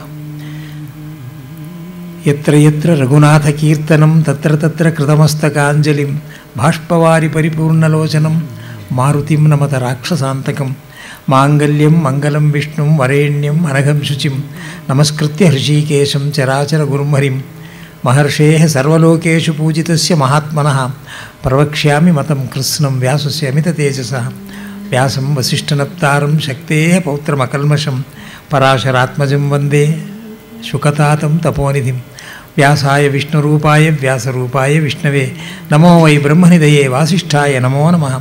ನಮೋ ಧರ್ಮಾಯ ಮಹತೆ ನಮಃ ಕೃಷ್ಣಾಯ ವೇಧಸೆ ಬ್ರಾಹ್ಮಣೇಭ್ಯೋ ನಮಸ್ಕೃತ್ಯ ಧರ್ಮಾನ್ ವಕ್ಷ್ಯಾಮಿ ಶಾಶ್ವತಾನ್ ನಾರಾಯಣಂ ನಮಸ್ಕೃತ್ಯ ನರಂಚೈವ ನರೋತ್ತಮಂ ದೇವೀಂ ಸರಸ್ವತೀಂ ವ್ಯಾಸಂ ತಥೋ ಜಯಮುದೀರಯೇತ್. ನಮಿಸಿ ನಾರಾಯಣನ ನರನ ಪುರುಷೋತ್ತಮನ ವ್ಯಾಸ ವಾಗ್ದೇವಿಯರ ಬಳಿಕ ಪೇಳುವುದು ಜಯವ. ಕೃಷ್ಣೋ ರಕ್ಷತು ನೋ ಜಗತ್ರಯ ಗುರು ಕೃಷ್ಣಂ ನಮಸ್ಯಾಮ್ಯಹಂ ಕೃಷ್ಣೇನಾಮರ ಶತ್ರವೋ ವಿನಿಹತಾಃ ಕೃಷ್ಣಾಯ ತುಭ್ಯಂ ನಮಃ. ಕೃಷ್ಣಾದೇವ ಸಮುತ್ಥಿತಂ ಜಗದಿದಂ ಕೃಷ್ಣಸ್ಯ ದಾಸೋಸ್ಮ್ಯಹಂ ಕೃಷ್ಣೇ ತಿಷ್ಠತಿ ಸರ್ವಮೇತದಖಿಲಂ. ಹೇ ಕೃಷ್ಣ ರಕ್ಷಸ್ವ ಮಾಂ, ಹೇ ಕೃಷ್ಣ ರಕ್ಷಸ್ವ ಮಾಂ. ನಾವು ನೋಡಿದ್ವಿ ಮಂಗಳಕರವಾದಿ ಮುಗಿದಂತಹ ಸ್ವಯಂವರದಲ್ಲಿ ಕೌರವನ ಕಡೆಯವರು ಅವನ ಮಾತನ್ನು ಕೇಳಿ ತುಂಬ ಗದ್ದಲವನ್ನು ಎಬ್ಬಿಸ್ಬಿಟ್ರು. ಅದು ಒಂದೇ ಒಂದು ಅಹಿತಕರವಾದದ್ದು, ಮಂಗಳವಾದಂತಹ ಸಂದರ್ಭದಲ್ಲಿ ಹಾಗೆ ಮಾಡಿದ್ದು. ಸಾಮಾನ್ಯವಾಗಿ ದುಷ್ಟರು ಹಾಗೆ ಮಾಡ್ತಾರೆ. ಒಳ್ಳೆ ಚೆನ್ನಾಗಿರುವಂಥ ಕಡೆಯಲ್ಲಿ ಅದನ್ನು ತೊಂದರೆ ಮಾಡಬೇಕು ಅಂತ ಅವ್ರನ್ನೊಂದು ಜಾತಿನೇ ಹೆಸರು ಕೊಟ್ಟಿದ್ದಾರೆ ಅದಕ್ಕೆ. ಅವರಿಗೆ ಆ ಜಾತಿ ಇವರು ಅಂತ ವಿಘ್ನ ಸಂತೋಷಿ ಜಾತಿ ಅಂತ ಅದಕ್ಕೆ ಹೆಸರು. ವಿಘ್ನ ಸಂತೋಷಿ ಜಾತಿ ಅಂತ ಎಲ್ಲಿ ಸಂತೋಷ ಇರುತ್ತೋ ಅದಕ್ಕೆ ವಿಘ್ನ ಬರಬೇಕು, ಭಂಗ ಬರಬೇಕು ಅಂತ. ಆ ಪೈಕಿಗೆ ಸೇರಿದಂಥವನು ದುರ್ಯೋಧನನ ಕಡೆಯವರೆಲ್ಲ ಏಟು ತಿಂದರು. ಕರ್ಣಾದಿಗಳೆಲ್ಲ ಇನ್ನು ತಲೆಯಲ್ಲಿ ಮುಸುಕು ಹಾಕ್ಕೊಂಡು ಹಸ್ತಿನಾಪುರಕ್ಕೆ ಬರ್ತಾಯಿದ್ದಾರೆ. ಅಲ್ಲದೆ ತಾನೇ ಏರ್ಪಡಿಸಿದಂಥ ಸಜೀವ ದಹನದ ಆ ಹತ್ಯಾಕಾಂಡದಲ್ಲಿ ಪಾಂಡವರೆಲ್ಲ ಇನ್ನಿಲ್ಲ ಅಂತ ತಿಳ್ಕೊಂಡು ಹೋಗಿದ್ದ ಬರಸಿಡಿಲಿನಂತಹ ಸುದ್ದಿ ಅವನ ಹಸ್ತಿನಾಪುರಕ್ಕೆ ಹೋಗೋದ್ರೊಳಗೆ ಅವನಿಗೆ ಮುಟ್ಟುತ್ತೆ. ಯಾಕೆಂದರೆ ಇತ್ತ ಕಡೆ ಅವನು ಹಸ್ತಿನಾಪುರಕ್ಕೆ ಹೋಗ್ತಾ ಇದ್ದಾಗ ಇಲ್ಲಿ ಪಾಂಚಾಲ ನಗರದಲ್ಲಿ ವೈಭವವಾಗಿ ಮದುವೆ ನಡೆಯುತ್ತೆ. ಅದು ತಿಳಿದ ಮೇಲೆ ಅವನ ಹೊಟ್ಟೆಯ ಕಿಚ್ಚು, ಅವರ ಕಿಚ್ಚು, ಅದು ತಮ್ಮಲ್ಲೇ ಇರುವಂಥದ್ದು ಕಿಚ್ಚು. ನಮ್ಮನ್ನೆಲ್ಲ ಅಸೂಯೆ ಬಹಳ ದೊಡ್ಡ ಕ್ಯಾನ್ಸರ್ ಇದ್ದಾಗೆ ವ್ರಣ, ಅದು ಬೆಂಕಿ ಥರ. ಇದು ಕ್ರೋಧ ಮತ್ತು ಅಸೂಯೆ ಎರಡೂ ಕ್ಯಾನ್ಸರ್ಗಿಂತ ಭಯಂಕರವಾದಂಥ ರೋಗ ಅಂತಾರೆ. ಆಯಸ್ಸು ಕ್ಷೀಣವಾಗೋದಕ್ಕೂ ಅದು ಎರಡು ಕಾರಣ ಅಂತ ಭೀಷ್ಮರು ಹೇಳ್ತಾರೆ. ಅದು ದುರ್ಯೋಧನಲ್ಲಿ ತುಂಬ ಇತ್ತು ಅದು. ಅದರಿಂದ ಅದನ್ನು ತಿಳ್ಕೊತಾನೆ ಇಲ್ಲಿ ಅರಸಕುಮಾರಿಗೆ ವಿಶೇಷವಾದಂಥ ಮದುವೆನಾಗುತ್ತೆ. ಅರ್ಜುನ ಗಂಭೀರವಾಗಿ ನಡ್ಕೊಂಡು ಬರ್ತಾನಂತೆ, ಏನು ಉತ್ಸಾಹದಿಂದ ಬರ್ತಾನೆ ಅಂತೇಳಿ ವರ್ಣನೆ ಮಾಡ್ತಾನೆ. ಒಳ್ಳೆ ಭರ್ಜರಿಯಾದಂಥ ಮದಿಸಿದ ಆನೆ ಬರೋ ಹಾಗೆ ಬರ್ತಾ ಇದ್ದಾನಂತೆ. ಹತ್ತಿರ ಬಂದುಬಿಟ್ಟು, ನಡಿ ನನ್ನ ಜೊತೆಗೆ ಬಾ, ನಾವು ಹೋಗೋಣ ಹಾಗೆ ಅಂತ ಹೇಳಿಬಿಟ್ಟು ಅರ್ಜುನ ಅವಳನ್ನು ಕರ್ಕೊಂಡು ಹೋಗ್ತಾನೆ. ಇವನು ಯಾರು ಅಂತ ಗೊತ್ತಿಲ್ಲ, ಬ್ರಾಹ್ಮಣ ಅಂತ ಗೊತ್ತು, ಆದರೆ ತುಂಬ ತೇಜಸ್ವಿಯಾಗಿದ್ದಾನಲ್ಲ ಇವನು ಅಂಥೇಳಿ. ಬ್ರಾಹ್ಮಣ ಇಷ್ಟು ಚೆನ್ನಾಗಿದ್ದಾನೆ ಅದನ್ನೆಲ್ಲ ಅಂತ ದ್ರೌಪದಿ ಅಂದ್ಕೊಂಡಿದ್ದಾಳೆ. ಸಮಸ್ತ ರಾಜರನ್ನು ಗೆದ್ದು ಅಮ್ಮ ಇಲ್ಲಿ ಕುಂಬಾರನ ಮನೆ ಒಳಗೆ ಇಳ್ಕೊಂಡಿರ್ತಾರೆ. ಒಂದು ಸಣ್ಣದು ಒಂದು ರೂಮ್ ಇರಬಹುದು ಅಥವಾ ಎರಡು ಇದ್ದಿರಬಹುದು. ಅಲ್ಲಿ ಇಳ್ಕೊಂಡಿದ್ರು ಪಾಂಚಾಲ ನಗರದಲ್ಲಿ. ಅವ್ರಿಗಿನ್ನೂ ಮನೆಯೆಲ್ಲ ಏನಿಲ್ಲ, ಕೈಯಲ್ಲಿ ತುಂಬ ಕಾಸಿರೋದಿಲ್ಲ, ಬಹಳ ಸಹಜವಾಗಿ ನಡೀತೆ. ಒಂದು ರೂಮ್ನಲ್ಲಿದ್ದರಂತೆ, ಅದು ಕುಂಬಾರನ ಮನೆಯಂತೆ. ಅಲ್ಲಿ ಒಳಗಡೆ ಅಮ್ಮ ಅಡುಗೆ ಮಾಡ್ತಿದ್ರಂತೆ. ಯಾಕೋ ಮಕ್ಕಳು ಬರಲೇ, ಬಹುಶಃ ಮಧ್ಯಾಹ್ನ 3-3:30 ಗಂಟೆ ಆಗಿರ್ಬೋದು ಇದೆಲ್ಲ ಮುಗಿಯೋದಕ್ಕೆ ಅಂತ ಕಾಣುತ್ತೆ. ಆ ಕಥೆ ನೋಡಿದ್ರೆ ಮಕ್ಕಳಿನ್ನೂ ಬರಲೇ ಇಲ್ವಲ್ಲ. ಅವರು ಭಿಕ್ಷೆ ತರಬೇಕು. ಭಿಕ್ಷೆಗೆ ಹೋಗಿ ಅದನ್ನು ಕಲೆಕ್ಟ್ ಮಾಡ್ಕೊಂಡು ಬರ್ತಾರೆ. ಅದೇನು ಜೋಳಿ ಏನೋ ಇಟ್ಕೊಂಡಿದ್ರು ಅಂತ ಕಾಣುತ್ತೆ. ಕುಂತಿ ಒಳಗಡೆ ಅಡುಗೆ ಮಾಡೋದಕ್ಕೋ ಅಥವಾ ಏನೋ ಪ್ರಿಪೇರ್ ಮಾಡ್ತಾ ಇದ್ದಾಳಂತೆ. ಅಮ್ಮ ಒಳಗಡೆ ಇದ್ದಾಳೆ ಕುಂತಿ. ಸಮಸ್ತ ರಾಜರನ್ನು ಗೆದ್ದು ಅಮೂಲ್ಯವಾದ ಮುತ್ತೊಂದನ್ನು ನಾ ತಂದಿದ್ದೇನೆ ಅಮ್ಮ ಅಂತ ಅಂದನಂತೆ ಅರ್ಜುನ ಜೋರಾಗಿ. ಅವಳು ಒಳ್ಳೆಯದಾಯ್ತಪ್ಪ, ನೀವು 5 ಅದನ್ನು ಭೋಗಿಸ್ರಿ ಹಾಗೆ ಅಂದ್ಬಿಟ್ಲಂತೆ ಒಳಗಡೆಯಿಂದ. ಮಕ್ಕಳಿನ್ನೂ ಬಂದಿಲ್ಲ ಅಂತ ಅವಳಿಗೆ ತುಂಬ ದುಃಖವಾಗಿತ್ತು. ನೀವು 5 ಅದನ್ನು ಭೋಗಿಸ್ರಿ ಹಾಗೆ ಅಂತ ಹೇಳಿ ತಾಯಿ ಆಶೀರ್ವಾದ ಮಾಡ್ತಾಳಂತೆ ಒಳಗಡೆಯಿಂದ. ಅದ್ಭುತವಾದ ದೃಶ್ಯ. ಅಲ್ಲಿಂದ ಬಂದಾಗ ಬರ್ತಾ ಇದ್ದಾರೆ. ಬನ್ನದೊಳ್ತಾನೆ 16.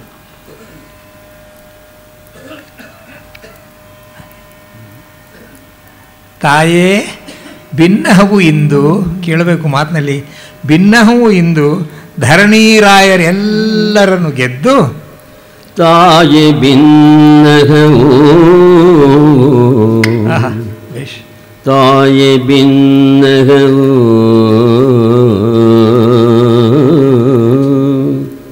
ಇಂದು ಧರಣೀರಾಯರೆಲ್ಲರ ಗೆಲಿದು ತಂದೆನು ನಾಯಕವನು ಅನುಪಮಿತ ಮೌಲ್ಯವನು ಅಮಲ ಮುಕ್ತಿಗ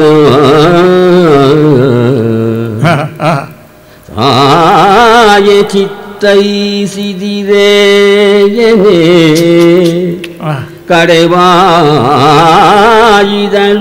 ತನಿಹರುಷದಲ್ಲಿ ಕಡೆವಾಯಿದಳು ತನಿಹರುಷದಲ್ಲಿ ಲೇಸಾಯಿತು ಐವರು ಕೂಡಿ ಭೋಗಿಬುದು ಲೇಸಾಯಿತು ಐವರು ಕೂಡಿ ಭೋಗಿಬುದು ಎಂದಳ ಕುಂತಿ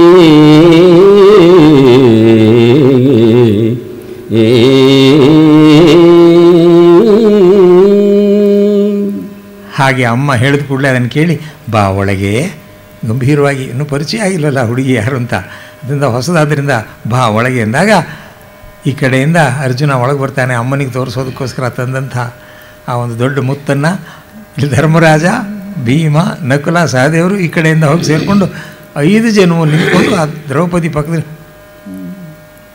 ಏನೋ ಹೇಳಿದೆ ನಾನು, ಅಯ್ಯಯ್ಯೋ ಬಾಯಿ ತೊದಲು ಬಿಡ್ತಲ್ಲ ನನಗೆ, ಏನಪ್ಪ ಇದು, ಇದೇನೇನು ನೀನು ತಂದಿದ್ದು, ಮುತ್ತನ್ನು ತಂದೆ ಅಂತಂದೆ, ನೀವು 5 ಜನ ತೊಗೊಳ್ಳಿ ಅಂದ್ಬಿಟ್ನಲ್ಲ. ಕುಂತಿಗೆ ಗಾಬರಿ ಆಗ್ಬಿಡುವಂತೆ ಗಡಗಡ ನಡುಗ್ತಾಳಂತೆ. ಎನಿಹಸಾದವೆನುತ್ತ ಕಮಲಾನನೆಯ ಹೊಡವಂದಿಸಿದ ನವ್ವೆಗೆ ಎನಿಹಸಾದವೆನುತ್ತ ಕಮಲಾನನೆಯ ಹೊಡವಂದಿಸಿದ ನವ್ವೆಗೆ ತನುಜಾ ನೀ ತಂದ ಅಮಲ ಮೌದ್ದಿಗ ವಿದೆಯೋ ತನುಜಾ ನೀ ತಂದ ಅಮಲ ಮೌದ್ದಿಗ ವಿದೆಯೋ ಶಿವಾಯನುದ. ತೊದಲು ನುಡಿ, ನಾನು ನಾಲಿಗೆ ತೊದಲಾಯಿತು ಅಂತ ಹೇಳ್ತಾಳೆ. ಇದು ಬಹಳ ವೆರಿ ಇಂಪಾರ್ಟೆಂಟ್ ಎಪಿಸೋಡ್ ಇದು. ಕುಂತಿ ಬಾಯಿಂದ ಬಂತು, ಹಾಗೆ ನಾನು ಬಾಯಿ ತೊದಲು ಬಿಟ್ಟು ಹೇಳಿದೆ, ನಾನು ಉಪಭೋಗಿಸಿ ಅಂತ ಅಂದ್ಬಿಟ್ಟೆ. ಏನೋ ಇದು ಯಾಕೋ ಹೀಗಾಗ್ಬಿಡ್ತು, ಎಲ್ಲಾದರೂ ಹೀಗೆ ಹೇಳ್ತೀನೇನೋ ನಾನು. ತನಗೆ ನುಡಿ ತೊದಲಿಸಿದಲ, ತನಗೆ ನುಡಿ ತೊದಲಿಸಿದಲ, ನೀವಿನಿಬರು ಉಪಭೋಗಿಸುವುದೆಂದೆನು ವನಿತೆಯೈವರಿಗರಸಿಯೇ, ಈ ವನಿತೆಯೈವರಿಗರಸಿಯೇ ಲೇಸು ಲೇಸು ಲೇಸು ಎಂದಲಾಗುವುದೇ.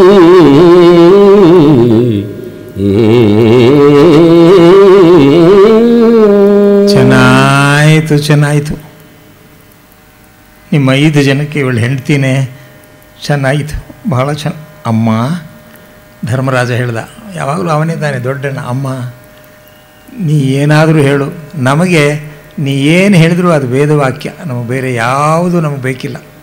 ನಿನ್ನ ಬಾಯಿಂದ ಬಂತು 5 ಜನ ಉಪಭೋಗಿಸಿಂದ, ನಾವು 5 ಜನ ಇವಳನ್ನ ಮದುವೆ ಮಾಡ್ಕೋತೀವಿ, ಆ್ಯಸ್ ಸಿಂಪಲ್ ಆ್ಯಸ್ ದಟ್ ಅನ್ನೋ ಹಾಗೆ ಧರ್ಮರಾಜ ಹೇಳ್ತಾ ಇದ್ದಾನೆ ಕುಂತಿಗೆ. ಜನನಿ ತಪ್ಪದು ನಿಮ್ಮ ನುಡಿ, ಜನನಿ ತಪ್ಪದು ನಿಮ್ಮ ನುಡಿ, ಈ ವನಜಮುಖಿ ಎಮ್ಮೈವರಿಗೆ ಸತಿ ವಿನುತ ಗುರು ವಚನಾಂಬುನಿಧಿ ಮಕ್ಕ ಕಲಿಗಾಲಂಘ್ಯವಲೇ. ಹಾಗೆ ಧರ್ಮರಾಜ ಹೇಳೋಣ, ಪಾರ್ಥ ಅವನು ಎಲ್ಲರೂ ಕೂಡ ನೋಡಿ ಹೇಗೆ ಹೇಳ್ತಾ ಇದ್ದಾರೆ, ಪಾರ್ಥನು ಕನಲಿದನು, ಪಾರ್ಥನು ಭೀಮ ಎಂದ ಅವನು. ನಕುಲ ಸಹದೇವರು ಎಲ್ಲಾದರೂ ಉಂಟೆ, ಅಯ್ಯೋ ಆಗೋದಿಲ್ಲ ಹಾಗೆ ಅಂತ ಇದ್ದಾರೆ. ಯುಧಿಷ್ಠಿರ ನೃಪತಿ ಪಾರ್ಥನ ಕನಲಿದನು, ಯುಧಿಷ್ಠಿರ ನೃಪತಿ ಪಾರ್ಥನ ಕನಲಿದನು, ಕಲಿಭೀಮನಲ್ಲೆಂದನು ನಕುಲ ಸಹದೇವರು ಅನುಚಿತವೆಂದರು ಅರ್ಜುನಗೆ.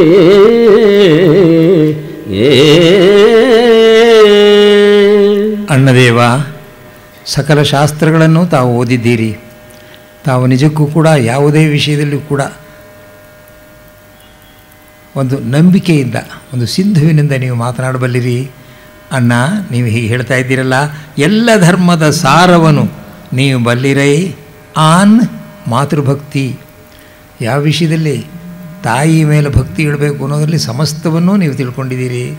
ಎಲ್ಲ ಧರ್ಮದ ಸಾರವನು ನೀವು ಬಲ್ಲಿರೈ, ಎಲ್ಲ ಧರ್ಮದ ಸಾರವನು ನೀ ಬಲ್ಲಿರೈ. ಸಲಹೇಗುದಾವುದು ನಿಲ್ಲಿ ನೀವು ಸಹದೇವನ ಕುಲರು ನಿಮಗೆ ಮಾತೇಕೆ. ಬಲ್ಲಿರಖಿಲಾಂನಾಯ ಭಾಷಿತದಲ್ಲಿ ನೋಡಲು ಧರ್ಮಶಾಸ್ತ್ರದೊಳೆಲ್ಲ ತಾಯಿಂದಧಿಕ ಗುರುವಿಲ್ಲ.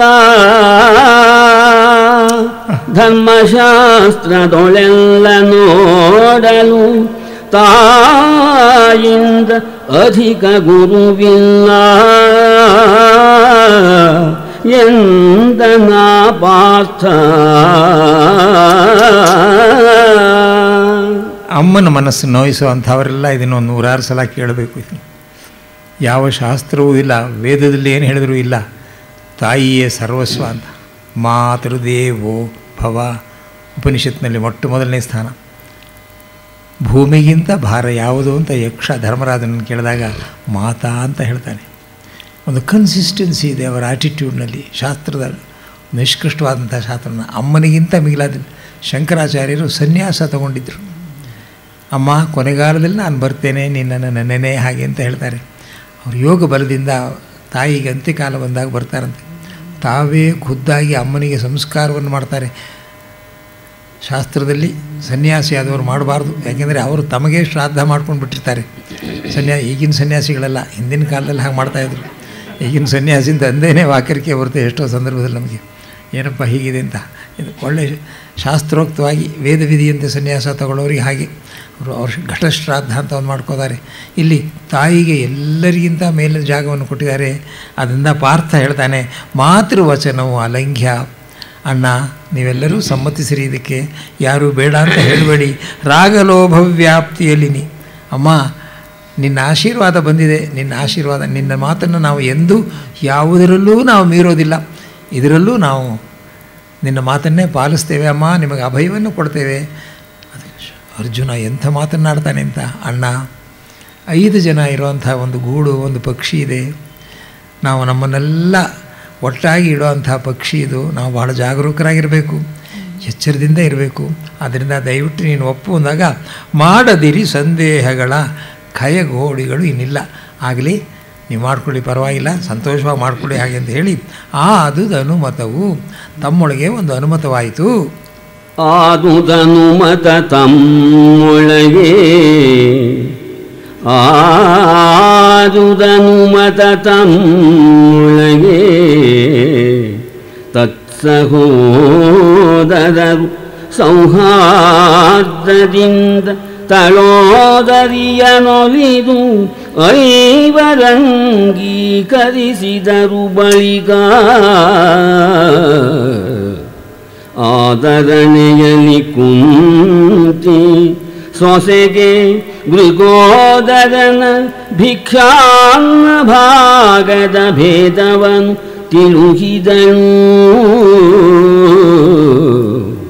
ಆದರಣೆಯಲ್ಲಿ ಕುಂತಿ ಸೊಸೆಗೆ ಮೃಗೋದರನ ಭಿಕ್ಷಾನ್ನ ಭಾಗದ ಭೇದವನು ತಿಳುಹಿದಳು.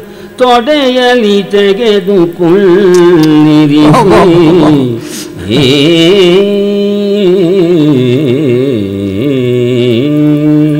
ತೊಡೆ ಮೇಲೆ ಕುಳಿಸ್ಕೊತಾಳಂತೆ ಆ ಸೊಸೆಯನ್ನು ನೋಡಿ. ತುಂಬ ಹಪಹಪಿಸ್ತಾ ಇದ್ಲು, ಮನೇಲಿ ಹೆಣ್ಣು ಮಕ್ಕಳಿಲ್ವಲ್ಲ ಅಂತ ಕುಂತಿ. ಬರೀ ಗಂಡು ಮಕ್ಕಳಾಗ್ಬಿಟ್ರೆ ಆ ತಾಯಿಗೆ ತುಂಬ ಸಂಕಟವಾಗುತ್ತೆ. ಹೆಣ್ಣು ಮಕ್ಕಳು ಇರಬೇಕ್ರಿ, ಮನೆ ಶೋಭಾಯಮಾನವಾಗಿರಬೇಕು ಅಂದರೆ ಹೆಣ್ಣು ಮಕ್ಕಳು ಇರಬೇಕು. ಇಲ್ಲಿ ಎಷ್ಟು ಚೆನ್ನಾಗಿ ತೋರಿಸ್ತಾನೆ ಆ ಕುಂತಿಗೆ, ಅದು ಎಷ್ಟು ಆಸೆ ಅಂತ. ಒಂದು ದಿನ ಆಕೆ ಜಗಳ ಆಡಿದ್ರೆ ಸಾಕು, ಸೊಸೆ ಜೊತೆಯಲ್ಲಿ ಜಗಳ ಆಡಿದ್ರೆ ಸಾಕು. ಇನ್ನೊಬ್ಬ ಸೊಸೆ ಬರ್ತಾಳೆ, ಲಕ್ಷಣವಾಗಿ ಒಳ್ಳೆ ಅರಮನೆ ಮಾಡ್ತಾರೆ, ಬಹಳ ಚೆನ್ನಾಗಿದ್ರು, ಅನ್ಯೋನ್ಯವಾಗಿದ್ದರು. ಮಾಡದಿರಿ ಕೈಯೋ ಅಂಥೇಳಿ ಅದ್ಭುತ ಸೌಹಾರ್ದ ಅಂಥೇಳಿ ಅಲ್ಲಿಂದ ಬಂದಾಗ ಬಹಳ ಸಂತೋಷದಿಂದ ಅವರು ಭಿಕ್ಷೆ ತಂದಿರ್ತಾರಲ್ಲ ಪ್ರಾರಂಭದಲ್ಲಿ ಆಗಲೇ ಹೇಳ್ಕೊಟ್ಬಿಡ್ತಾಳಂತೆ ಕುಂತಿ. ನೋಡಮ್ಮ, ನಾಳೆಯಿಂದ ನೀನೇ ಇವರಿಗೆಲ್ಲ ವಿದ್ಯುಕ್ತವಾಗಿ ಮದುವೆ ಆಗಬೇಕು, ಅದು ಬೇರೆ ಇರಲಿ, ಇಲ್ಲಿ ಇವರೆಲ್ಲ ತಂದಿದ್ದಾರೆ ಅಂಥೇಳಿ ಎಲ್ಲ ಆಹಾರವೆಲ್ಲ ಇದನ್ನು ಅರ್ಧ ಮಾಡಿಬಿಟ್ಟು ಈ ಕಡೆ ಸರಿಸಿ, ಈ ಅರ್ಧ ಈ ಎರಡನೇವನಿಗೆ ಭೀಮನಿಗೆ, ಅದನ್ನು ಅವನಿಗೆ ಇಟ್ಬಿಡು, ಇನ್ನು ಮಿಕ್ಕಿದ್ದ ಅರ್ಧ ಎಲ್ಲರಿಗೂ ಒಂದು. ಅಲ್ಲಿ look the attitude of this mother in law ಎಷ್ಟು ಚೆನ್ನಾಗಿ ಬರುತ್ತೆ ಅಂತ ಹೇಳಿ ಬಹಳ ಅದ್ಭುತವಾಗಿದ್ದಂಥ ಜಾಗದಲ್ಲಿ ಕೊನೆಯಲ್ಲಿ ಒಳಗಡೆ ಮಲಗೋದಕ್ಕೆ ಹೋಗ್ತಾರೆ. ದ್ರೌಪದಿಗೆ ಇವ್ರು ಯಾರು ಅಂತ ಗೊತ್ತಿಲ್ಲ. ಇವರು ಮಾತಾಡ್ಕೊಂಡಿದ್ದಾರೆ ವಿನಃ ಇವ್ರು ಯಾರು ಅಂತ ಗೊತ್ತಿಲ್ಲ. ಹೆಸರೇ ಬಂದಿಲ್ವಲ್ಲ, ಧರ್ಮರಾಜ ಭೀಮ ಬಂದಿಲ್ಲ, ಅರ್ಜುನಾನ್ ಬಂದಿದ್ರೆ ಅವಳಿಗೆ ಗೊತ್ತಾಗ್ತಾ ಇತ್ತು. ಬರೀ ಮಾತನ್ನು ಅವ್ರು ಯಾರು ಅಂತ ಹೇಳ್ದೇನೆ ಅವ್ರು ಮಾತಾಡ್ಕೊಂಡಿದ್ರೆ ಕುತೂಹಲದಿಂದ ಕೇಳ್ತಾ ಇದ್ದಾಳಂತೆ. ಇನ್ನಾಯಿತು ಮಲಗೋಣ ಅಂದಾಗ ಅಲ್ಲೆಲ್ಲ ಏನು ದೀಪ ಗೀಪ ಎಲ್ಲ ಕುಂಬಾರಂದು ಆ ರೂಮು ಏನಿರಲಿಲ್ಲ. ಬಹುಶಃ ಒಂದು ಹಣತೆ ಇಟ್ಟಿದ್ಲು ಅಂತ ಕಾಣುತ್ತೆ ಕುಂತಿ ಆ ರೂಮ್ನಲ್ಲಿ, ಹೆಚ್ಚಿಗೆ ಇಲ್ಲ ಅಂಥೇಳಿ ಒಂದು ಕೃಷ್ಣಾಜಿನವನ್ನು ದ್ರೌಪದಿಗೆ, ಎಷ್ಟಾದರೂ ಅರಸನ ಮಗಳು ದ್ರೌಪದರಾಜನ ಮಗಳು ಅಂಥೇಳಿ ಒಂದು ಕೃಷ್ಣಾಜಿನ ಕೊಟ್ಟು ನೀನು ಮಲಕೋ ಅಂತಾರಂತೆ. ತಾಯಿ ಪಾದದ ಹತ್ತಿರ 5 ಜನ ಅಣ್ಣ ತಮ್ಮಂದರು ಮಲಗ್ತಾರಂತೆ, ಇವಳು ಒಂದು ಕಡೆ ಮಲಗ್ತಾಳಂತೆ. ಆ ಮಲಗೋ ಕೋಣೆ ಒಳಗೆ ಅವ್ರ ಭಾವನೆಯನ್ನು ಕವಿ ಹೇಳ್ತಾನೆ. ಈ ನಾರಣಪ್ಪ ಹೇಗೋ ಅಲ್ಲಿ ನುಸ್ದುಬಿಟ್ಟಿದ್ದಾನೆ ಆ ರೂಮ್ನಲ್ಲಿ ಅಂತ ಕಾಣುತ್ತೆ. ಇಲ್ಲದವ್ರಿಗೆ ಯಾರೂ ಇಲ್ಲ ಅಲ್ಲಿ, ಒಂದು ಗಂಡು ನೊಣ ಇಲ್ಲ ಬೇರೆ, ಪಂಚಪಾಂಡವರು ಕುಂತಿ ದ್ರೌಪದಿ ಅಷ್ಟೇ. ಆದರೆ ಇವನು ಹೋಗಿ ಅದನ್ನು ನೋಡ್ತಾನೆ. ಅಲ್ಲ, ಅವನು ಕೃಷ್ಣಾಜಿನ ಕೊಟ್ಟಿದ್ದು ಹಾಸ್ಕೊಂಡಿದ್ದನ್ನೆಲ್ಲ ಹೇಳ್ತಾನೆ. ಅವ್ರೇನೇನು ಮಾತಾಡ್ಕೊಂಡ್ರು ಅಂತ ಹೇಳ್ತಾನೆ ಸ್ವಾಮಿ ನಾರಾಯಣಪ್ಪ. ಏನು ಅದ್ಭುತವಾದಂಥ ಇದು. ಜನಪನಂದನೆಗೆ ಒಂದು ಕೃಷ್ಣಾಜಿನವನಿತ್ತರು, ಜನಪನಂದನೆಗೆ ಒಂದು ಕೃಷ್ಣಾಜಿನವನಿತ್ತರು. ಶಯನ ಭಾಗಕ್ಕೆ ಜನನಿಯಂಹಿಯ ಬಳಿಯಲೊರಗಿದರು ಐವರು ಒಂದಾಗಿ.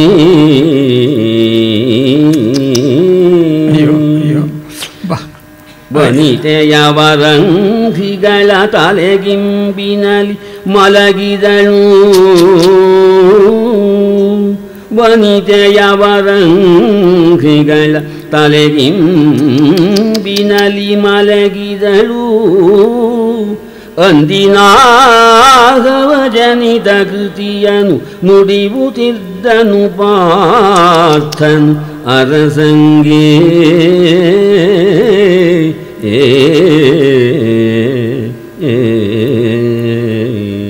ವಿದ್ಯುಕ್ತವಾಗಿ ದ್ರುಪದರಾಜನ ಮುಂದೆ ಎಲ್ಲರ ಮುಂದೆ ಎಂಗೇಜ್ಮೆಂಟೇ ನಿಶ್ಚಿತಾರ್ಥವೇ ಆಗಿಲ್ಲ, ಇನ್ನು ಮದುವೆ ಆಮೇಲೆ ಆಗಬೇಕು. ಆದರೂ ಅವ್ರ ಮಾತನ್ನೆಲ್ಲ ಕೇಳಿ ಐವರಿಗೂ ತಾನು ಒಡದಿ ಅಂತ ತಿಳ್ಕೊಂಡು ಅವರ ಆ ಪಾದಗಳನ್ನು, ಗಂಡಂದ್ರ ಪಾದಗಳನ್ನು ತಲೆದಿಂಬನಾಗಿ ಇಟ್ಕೊಂಡು ಮಲ್ಕೋತಾಳಂತೆ ದ್ರೌಪದಿ. ನಿಮಗೂ ಎಷ್ಟೋ ಜನರಿಗೆ ಅನುಭವ ಇರ್ಬೋದು, ಎಷ್ಟೋ ಸಲ ಹೆಂಡತಿಯರು ಗಂಡಂದ್ರ ಕಾಲ ಮೇಲೆ ತಲೆ ಇಟ್ಕೊಂಡು ಮಲ್ಕೋತಾರೆ. ಪ್ರೇಮದ ಒಂದು ಸೂಚನೆ ಅದು, ಪ್ರೀತಿಗೆ ಹೇಳೋದು. ಹಾಗೆ ಮಲ್ಕೊಂಡ್ಲಂತೆ ದ್ರೌಪದಿ. ಅನಂತರ ಅಲ್ಲಿ ನಡೆದದ್ದನ್ನೆಲ್ಲ ಒಬ್ಬೊಬ್ಬರು ಹೇಳೋಕ್ಕೆ ಶುರು ಮಾಡಿದಂತೆ. ನೋಡಿದೆಯೋ ಆ ಧೂರ್ತ ಕೌರವ ಬಂದಿದ್ದು, ನೋಡು ಹೇಗೆ ಕಿಚ್ಚೆಬ್ಬಿಸ್ಬಿಟ್ಟ ಅಲ್ಲಿ. ಅಯ್ಯೋ ಬಿಡೋ, ಅವನು ಮಾಡ್ಕೊಂಡು ಹೋಗಲಿ. ಮರನ ಕಿತ್ಕೊಂಡು ಅವ್ರನ್ನೆಲ್ಲ ತದುಕಿಬಿಟ್ಟೆ, ತದುಕಿಬಿಟ್ಟೆ. ನಾನೇನು ಕಮ್ಮಿ ಅಲ್ಲ, ಆ ಶೆಲ್ಲಿನನ್ನು ಮುಗ್ಗರಿಸೋ ಹಾಗೆ ಮಾಡಿಬಿಟ್ಟೆ. ಅಲ್ಲಿ ಯುದ್ಧ ಮಾಡಿದ್ದನ್ನೆಲ್ಲ ಮಾತಾಡ್ಕೋತಾ ಇದ್ದಾರೆ ಇವರು. ದ್ರೌಪದಿ 2 ಕಿವಿಗಳನ್ನು ನೆಟ್ಟಿಗೆ ಮಾಡ್ಕೊಂಡು ಕೇಳ್ತಾ ಇದ್ದಾರೆ, ಏನು ಇವರು ಮಾತಾಡ್ತಾರೆ ಈ ಬ್ರಾಹ್ಮಣರು? ಈ ಬ್ರಾಹ್ಮಣರಿಗೆ ಯುದ್ಧದ ವರ್ಣನೆಯನ್ನೆಲ್ಲ ಮಾಡ್ತಾ ಇದ್ದಾರಲ್ಲ, ಗೆಲಿದ ಪರಿಯನ್ ಕೌರವೇಂದ್ರನ ಗೆಲಿದ ಪರಿಯನ್ ಕೌರವೇಂದ್ರನ ದಳವ ಮುರಿದಂದವನು ಕನ್ನನ ನಳುಕದೆಚ್ಚ ಶರಪ್ರಯೋಗದ ಚಾಪಕೌಶಲವ ಬಲಜಲಧಿ ಮುಕ್ಕುರಿಕಿದರೆ ಮಂಡಲಿಸಿ ಮೊಗೆದಂದವನು ಬಲಜಲಧಿ ಮುಕ್ಕುರಿಕಿದರೆ ಮಂಡಲಿಸಿ ಮೊಗೆದಂದವನು ಶಸ್ತ್ರಾವಳಿಯ ಸಂಹರಣವನು ವಿವರಿಸಿದನು ಮಹೀಪತಿಗೆ. ಅಷ್ಟರಲ್ಲೇ ಭೀಮ ಇದ್ದವನು ಮಾತಾಡ್ಕೊಂಡಿದ್ದರಂತೆ, ಇದನ್ನೆಲ್ಲ ಮಾತಾಡ್ಕೊಂಡಿದ್ದು ಭೀಮ ಇದ್ದವನು, ಅಣ್ಣ ಈ ಹುಡುಗಿಗೆ ನಾವೆಲ್ಲ ಹೊಸದು, ಹೀಗೆ ಬೆಳಗಿನ ಜಾವದವರೆಗೂ ಮಾತಾಡ್ಕೊಂಡೇ ಇದರವಳಿಗೆ ನಿದ್ದೆನೇ ಬರೋದಿಲ್ಲ, ನಮ್ಮ ಮಾತು ನಿಲ್ಲಿಸೋಣ, ಅವಳು ಸ್ವಲ್ಪ ನಿದ್ದೆ ಮಾಡಲಿ. ಲುಕಿಡ್ದೆ ಅನುಕಂಪ ಇಡ್ದು ಗರ್ಲ್, ಒಂದೊಂದು ಮಾತನ್ನು ಇವಾಗ ಮಲ್ಕೊಂಡ್ಬಿಡೋಣ, ನಿದ್ರಾಂಗನೆಯನ್ನು ಕರೆಯೋಣ, ಇವಳು ಒಂದು ಸ್ವಲ್ಪ ನಿದ್ದೆ ಮಾಡಲಿ. ಮುನಿವೈ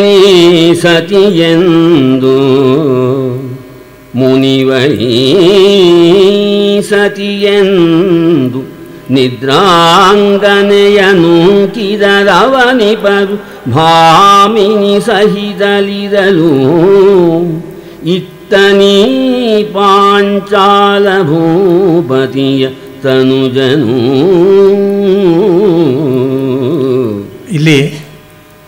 ಇಲ್ಲಿ ಈ ಕೋಣೆಯಲ್ಲಿ ಇವರೆಲ್ಲ ಮಲಗಿದಾಗ ಅತ್ತ ಜನಮೇಜಯ ಕಥೆ ಯಾವಾಗಲೂ ನಾವು ಯಾವುದನ್ನಾದರೂ ಒಂದು ಹೇಳುವಾಗ ಅದಕ್ಕೆ ಸಂಬಂಧಪಟ್ಟಂತಹ ಪಕ್ಕದಲ್ಲೇ ಇರೋದನ್ನು ಹೇಳಬೇಕಾದ್ರೆ ಅದನ್ನು ಮುಗಿಸಿ ಹೇಳಬೇಕಾಗುತ್ತೆ, ಅದರಿಂದ ಸ್ವಲ್ಪ ಫ್ಲ್ಯಾಶ್ ಬ್ಯಾಕನ್ನು ಹಾಗೆ ಸ್ವಲ್ಪ ಹಿಂದಕ್ಕೆ ಹೋಗಬೇಕಾಗುತ್ತೆ ನಾವು. ಇಲ್ಲಿ ಈ ಏರ್ಪಾಡು ಇವರೆಲ್ಲ ಪಾಂಡವರು ತಮ್ಮ ಕೋಣೆಗೆ ಬಂದು ಎಲ್ಲ ಮಾತಾಡಿದ್ದು ಎಲ್ಲ ಆದಮೇಲೆ ನಿದ್ರೆ ಮಾಡಿದ್ದಾರೆ. ಅದೇ ಸಂದರ್ಭದಲ್ಲಿ ಸುಮಾರು 11-11:30 ಗಂಟೆ ಇದ್ದಿತ್ತು. ಈ ಮಾತುಗಳು ಇನ್ನೂ ಕಂಟಿನ್ಯೂ ಆಗ್ತಾಯಿತ್ತು. ಬಹುಶಃ ಈ ಮಾತುಗಳು ನೋಡಿದ್ರೆ ಭಾರತದಲ್ಲಿ 1 ಗಂಟೆ 1:15 ಗಂಟೆ ರಾತ್ರಿ ಆಗೋವರೆಗೂ ಮಾತಾಡ್ತಾ ಇದ್ರು ಅಂತ ಕಾಣುತ್ತೆ. ಅಲ್ಲವೇ ನಮ್ಮಲ್ಲಿ ಒಂದು ಮದುವೆ ಆದರೆ ನಾಳೆ ಬೆಳಿಗ್ಗೆವರೆಗೂ ಮಾತಾಡ್ತಾನೆ ಇರ್ತೀವಿ, ಏನಾಯಿತು ಅಂತ ರಿವ್ಯೂ ಮಾಡ್ಕೊಂಡು ಯಾರಿಗ್ರಿ ನಿದ್ದೆ ಬರುತ್ತೆ. ಅದ್ಭುತವಾದಂಥ ಒಂದು ಸಮಾರಂಭ ನಡೆದಾಗ ಅದಾದ 4 ದಿನ ಆದಮೇಲೆ 5-6 ದಿನ ಒಟ್ಟಿಗೆ ಮಲ್ಕೊಂಡ್ಬಿಡ್ತಾರೆ. ಬಿಟ್ಟು ನಿದ್ದೆನೆಲ್ಲ ಮಾಡ್ಕೊಂಡು ಎಲ್ಲರಿಗೂ ಅನುಭವಕ್ಕೆ ಬರುತ್ತಂತೆ. ದೃಪದ ರಾಜ ಇವರು ಯಾರು ಅಂತ ನೋಡ್ಕೊಂಡು ಬಾ ಅಂತ ಹೇಳಿದ ನನ್ನ ಮಗ ದೃಷ್ಟದ್ಯುಮ್ನನನ್ನು ಅವರ ಕುಲ ಪುರೋಹಿತನಾದಂತಹ ಕಾಶ್ಯಪ ಅನ್ನೋರನ್ನು ನೀವಿಬ್ಬರು ಬೇಹುಗಾರರಂತೆ ಹೋಗಿ ವಿಚಾರಿಸ್ಕೊಂಡು ಬನ್ನಿ, ಅವ್ರು ಯಾರು ಎತ್ತ ಅಂತ. ಸಾಕ್ಷಾತ್ ಮಹಾರಾಜ ಇವನು. ಅವ್ರು ಇದ್ದಿದ್ದು ಕೋಣೆ ನೋಡಿ 10x10. ತನ್ನ ಮಗಳಲ್ಲಿ ಹೋಗಿದ್ದಾಳೆ ಅಂತಂದರೆ ಎಷ್ಟು ದುಃಖ ಆಗುತ್ತೆ. ನ್ಯಾಚುರಲಿ ಯಾವ ತಿರುಕರಿಗೆ ಕೊಟ್ಬಿಟ್ನಪ್ಪ ಅಂತ ಅವ್ರ ಭಯ ಅಂತ ಕಾಣುತ್ತೆ. ಅಲ್ಲಿಂದ ಹೋದಾಗ ಅಲ್ಲಿ ಹೋಗ್ತಾರೆ. ತನುಜನು ಇವರ ಪರೀಕ್ಷೆಗೋಸುಗ ಮುನಿಪ ಕಾಶ್ಯಪನೊಡಗೂಡಿ ಗುಪ್ತವಾಗಿ ಬಂದಿದ್ದಾರೆ. ಇತ್ತಲಿ ಪಾಂಚಾಲ ಭೂಪತಿಯ ತನುಜನು ಇವರ ಪರೀಕ್ಷೆಗೋಸುಗ ಮುನಿಪ ಕಾಶ್ಯಪಗೂಡಿ ಕೇಳಿದನನಿತು ಮಾತೆಲ್ಲವನು ಮರೆಯಲಿ ನಿಂದು ಕೇಳಿದನನಿತು ಮಾತೆಲ್ಲವನು ರಜನಿಯಲಿ.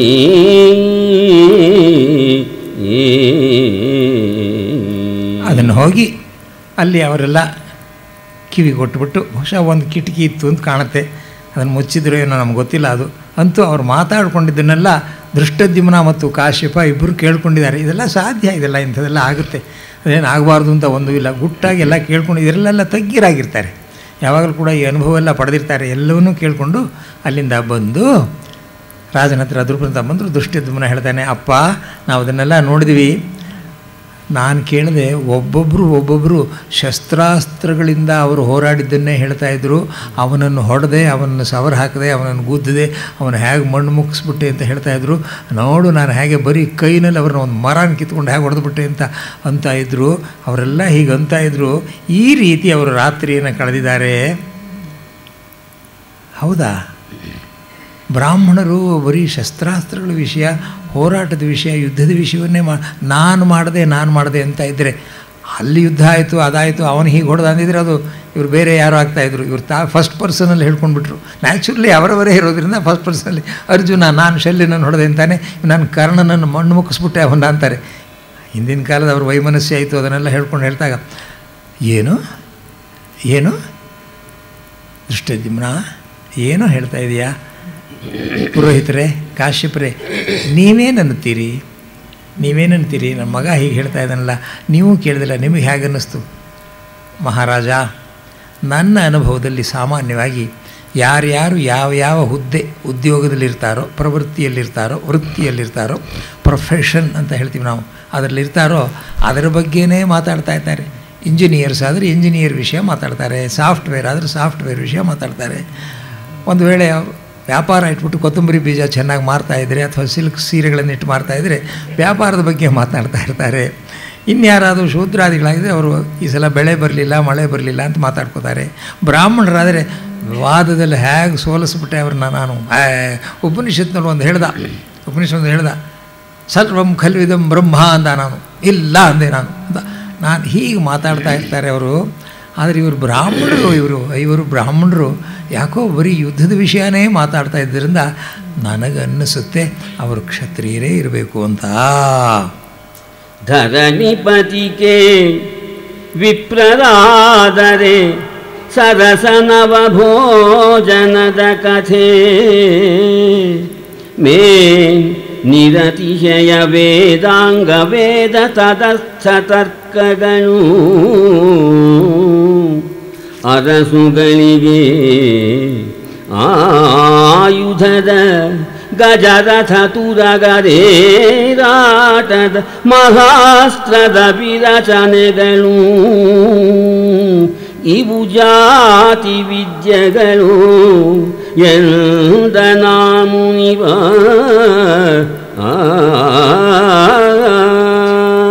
ಎಂದನ ಮುನಿಪ ಬಹಳ ಬುದ್ಧಿವಂತ. ಪುರೋಹಿತರೆಲ್ಲ ತುಂಬ ಬುದ್ಧಿವಂತರಾಗಿರ್ತಾರೆ. ತಮಗೂ ಕೂಡ ಎಷ್ಟೋ ಜನ ಪುರೋಹಿತರು 20-30 ವರ್ಷದಿಂದ ಇರ್ತಾರೆ. ಯಜಮಾನರಿಗೆ ಮದುವೆ ಮಾಡಿಸಿದ ಪುರೋಹಿತ ಮೊಮ್ಮಗನಿಗೂ ಮದುವೆ ಮಾಡಿಸ್ತಾನೆ. ಹೆಮ್ಮೆಯಿಂದ ಹೇಳ್ಕೊತಾರೆ, ನನಗೆ ಮದುವೆ ಮಾಡ್ತವ್ರು ನನ್ನ ಮೊಮ್ಮಗನಿಗೆ ಮಾಡಿಸ್ತಾ ಇದ್ದಾರೆ. ಒಬ್ಬರೇ ಇರ್ತಾರೆ, ಎಲ್ಲವನ್ನೂ ತಿಳ್ಕೊಂಡಿರ್ತಾರೆ. ಬಾಡಿ ಲ್ಯಾಂಗ್ವೇಜ್ ಬಹಳ ಚೆನ್ನಾಗಿ ಗೊತ್ತಿರುತ್ತೆ. ಆದ್ದರಿಂದ ಹಾಗೆ ಮಾಡ್ತಾ ಇರ್ತಂತೆ. ಇಲ್ಲಿ ಬ್ರಾಹ್ಮಣರಾಗಿದ್ದ ಪಕ್ಷದಲ್ಲಿ ಊಟ ಭಕ್ಷಣ ಏನು ಮಾಡಿದರು, ದಕ್ಷಿಣೆ ಎಷ್ಟು ಕೊಟ್ಟರು, ಈ ಮಾತುಗಳನ್ನು ಆಡ್ತಾರೆ ವಿನಃ ಇವರು ಬ್ರಾಹ್ಮಣರು. ಯಾರು 5 ಜನ ಇವನು ವೇಷ ಹಾಕ್ಕೊಂಡಿರು. ಇವರು ಒಂದು ವೇಳೆ ಬ್ರಾಹ್ಮಣರೇ ಆಗಿದ್ದ ಪಕ್ಷದಲ್ಲಿ ಲಾಡು, ಚಿರೋಟಿ, ಭಕ್ಷ್ಯ, ಭೋಜ್ಯ ಮಾತಾಡ್ತಾಯಿದ್ರು, ತುಪ್ಪ ಇದನ್ನೆಲ್ಲ ಮಾತಾಡ್ತಾಯಿದ್ರು. ಮಹಾರಾಜ ಪುರೋಹಿತರು ಹೇಳ್ತಾ ಇದ್ದಾರೆ, ಒಮ್ಮೆಯಾದರೂ ಆ ಊಟದ ಬಗ್ಗೆ ಮಾತಾಡಿದ್ದನ್ನು ನಾನು ಕೇಳಲಿಲ್ಲ.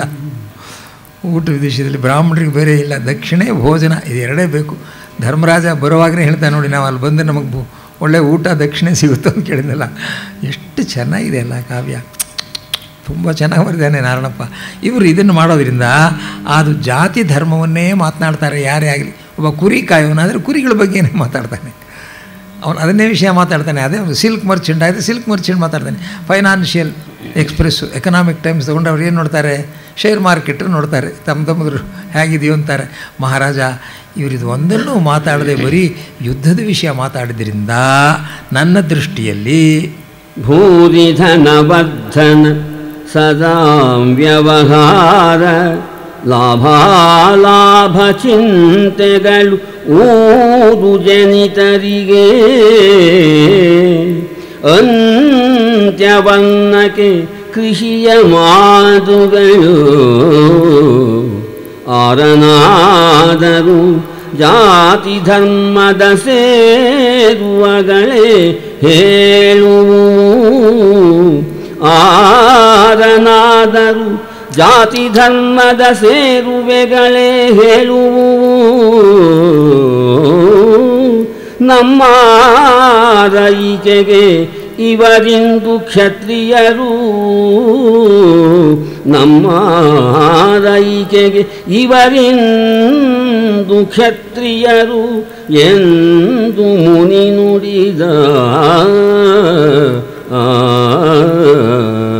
ಇಂಥ ಪುರೋಹಿತರು ನಮಗೆ ಸಿಗಬೇಕ್ರಿ. ನಿಜವಾಗ್ಲೂ ಏನು ಅದ್ಭುತವಾದಂತಹ ಪಾಂಡಿತ್ಯ, ಏನು ಜ್ಞಾನ.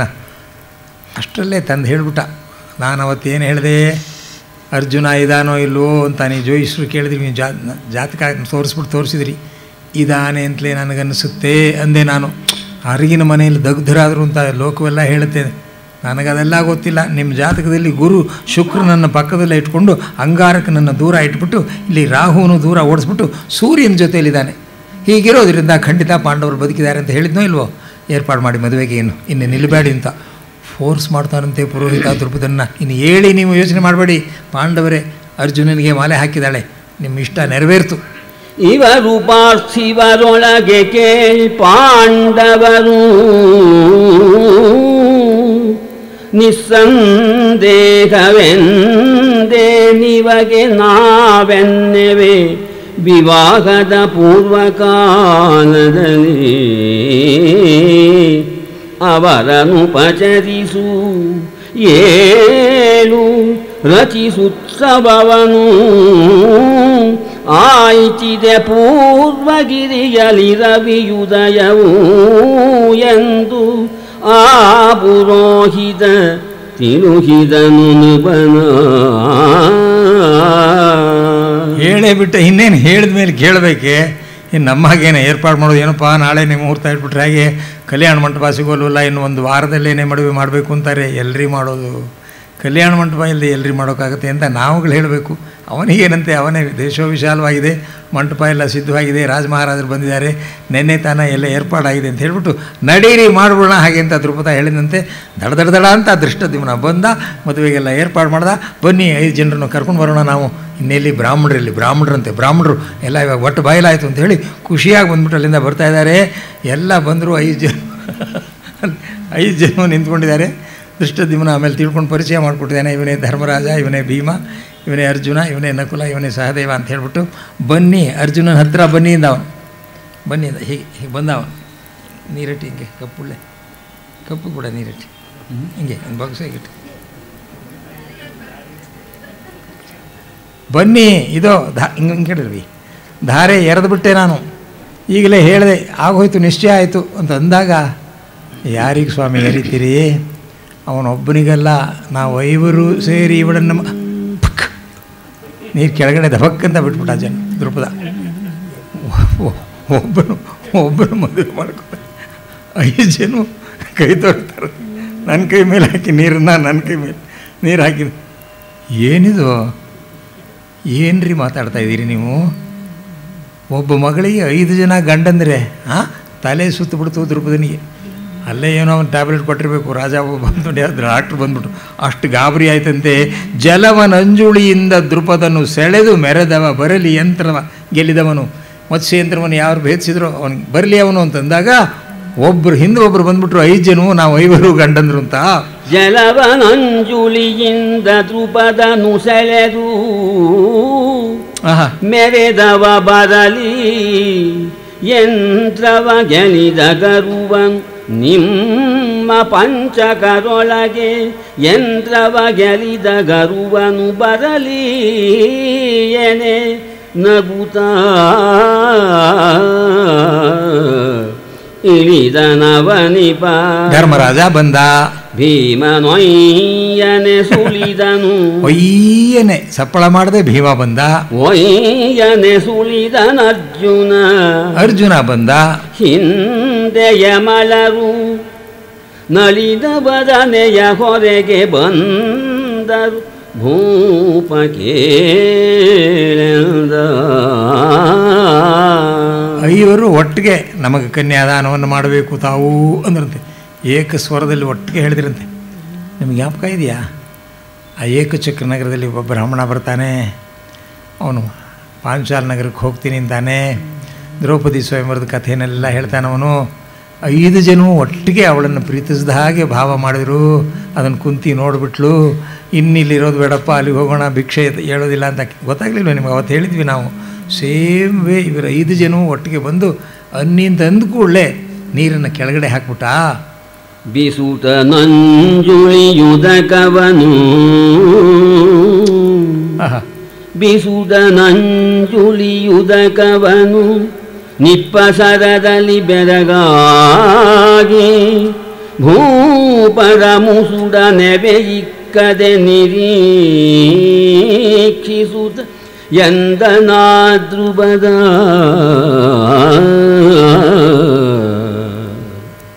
ಅಸುರರು. ನೀವು ಮನುಷ್ಯರೋ ದೇವತೆಗಳೋ ರಾಕ್ಷಸರೋ ಗಂಧರ್ವರೋ ಯಕ್ಷರೋ ಕಿನ್ನರರೋ ಮನುಷ್ಯರಲ್ಲ. ನೀವು 5 ಜನ ಏನು ಅಂತ ತಿಳ್ಕೊಂಡಿದ್ದೀರಿ?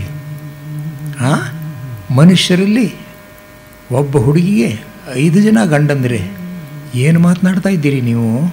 ಅಸುರರು ಅಸುರರು ಸುರರೋ ಭುಜಂಗರೋ ವಸುಮತೀಶರೋ ನೀವುದಿತ ಮಾನಿಸರ ಪರುಷವಲ್ಲ ನೀವಾರು ಅಸುರರೋ ಸುರರೋ ಭುಜಂಗರೋ ವಸುಮತೀಶರೋ ನೀವುದಿತ ಮಾನಿಸರ ಪರುಷವಲ್ಲ ನೀವಾರೆಂದು ಬೆಸಗೊಂಡ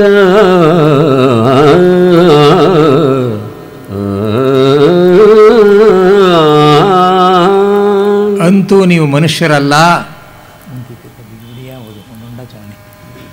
ಅಂತೂ ನೀವು ಮನುಷ್ಯರಲ್ಲ. ನಾವು ಮನುಷ್ಯರೇ ಸ್ವಾಮಿ. ಧರ್ಮರಾಜ ಹೇಳ್ತಾ ಇದ್ದಾನೆ. ದ್ರುಪದ ಹೇಳ್ತಾ ಇರ್ತಾನೆ, ಸಾಮಾನ್ಯನೇ ಚಕ್ರವರ್ತಿಯಾಗಿ ಸಿಂಹಾಸನದ ಮೇಲೆ ಇರುವಂಥ ಅವನು ಧರ್ಮರಾಜ. ಅವನು ಒಂದೊಂದು ಮಾತನ್ನು ಹಾಗೆ ಚಕ್ರವರ್ತಿ ಮಾತಾಡೋ ಹಾಗೆ ಮಾತಾಡ್ತಾನೆ. ದ್ರುಪದ ಸಿಟ್ಟು ಮಾಡ್ಕೊಂಡು ನೀವು ಯಾವ ರಾಕ್ಷಸರೋ ಯಾರು ಅಂತ ಕೇಳಿದಾಗ, ಸ್ವಾಮಿ ನಾವು ಮನುಷ್ಯರೇ, ನಾವು ಮನುಷ್ಯರು. ಇದು ಈತನಗ್ಗದ ಭೀಮನು, ಈತನೇ ವಿಖ್ಯಾತನಾದಂತಹ ಭೀಮಸೇನ. ಅರ್ಜುನ ನೀತನು, ಪಕ್ಕದಲ್ಲಿ ಇರುವವನೇ ಪಾರ್ಥ ಮತ್ಸ್ಯಯಂತ್ರವನ್ನು ಭೇದಿಸಿದವನು. ಇವರೈಯಮಲರೆಂಬವರು, ಇವರಿಗಿಂತ ಕಿರಿಯರಾಗಿರೋರು ಅವಳಿ ಮಕ್ಕಳು ನಕುಲ ಸಹದೇವರು. ಈತಗಳು ನಮ್ಮಿಂದ ಕಿರಿಯರು, ಇವರು ನಮ್ಮ ಮೂವರಿಗಿಂತ ಕಿರಿಯರು. ನಾವು ಪಾಂಡವರು, ನಾವು ಪಾಂಡವರು 5 ಮಕ್ಕಳು, 5 ಮಕ್ಕಳು. ನಮಗೆ ನಮ್ಮ ತಾಯಿ ಮಾತೆಯಮ್ಮೈವರಿಗೆ ಜಗವಿಖ್ಯಾತೆ ಕುಂತಿ ದೇವಿದಾನು, ನಮ್ಮ ತಾಯಿ ಜಗದ್ವಿಖ್ಯಾತೆ ಕುಂತಿದೇವಿ. ಇಷ್ಟು ನಮ್ಮ ಪರಿಚಯ. ಈಗ ನಮ್ಮ 5 ನಿಮ್ಮ ಮಗಳು ಮಡದಿಯಾಗುತ್ತಾಳೆ. ಇಂದಿ ತಳೋದರಿಯಾದಳು ಎಮ್ಮೈವರಿಗೆ ವಧು, ಇಂದಿ ತಳೋದರಿಯಾದಳು ಎಮ್ಮೈವರಿಗೆ ವಧುವೆಂದ.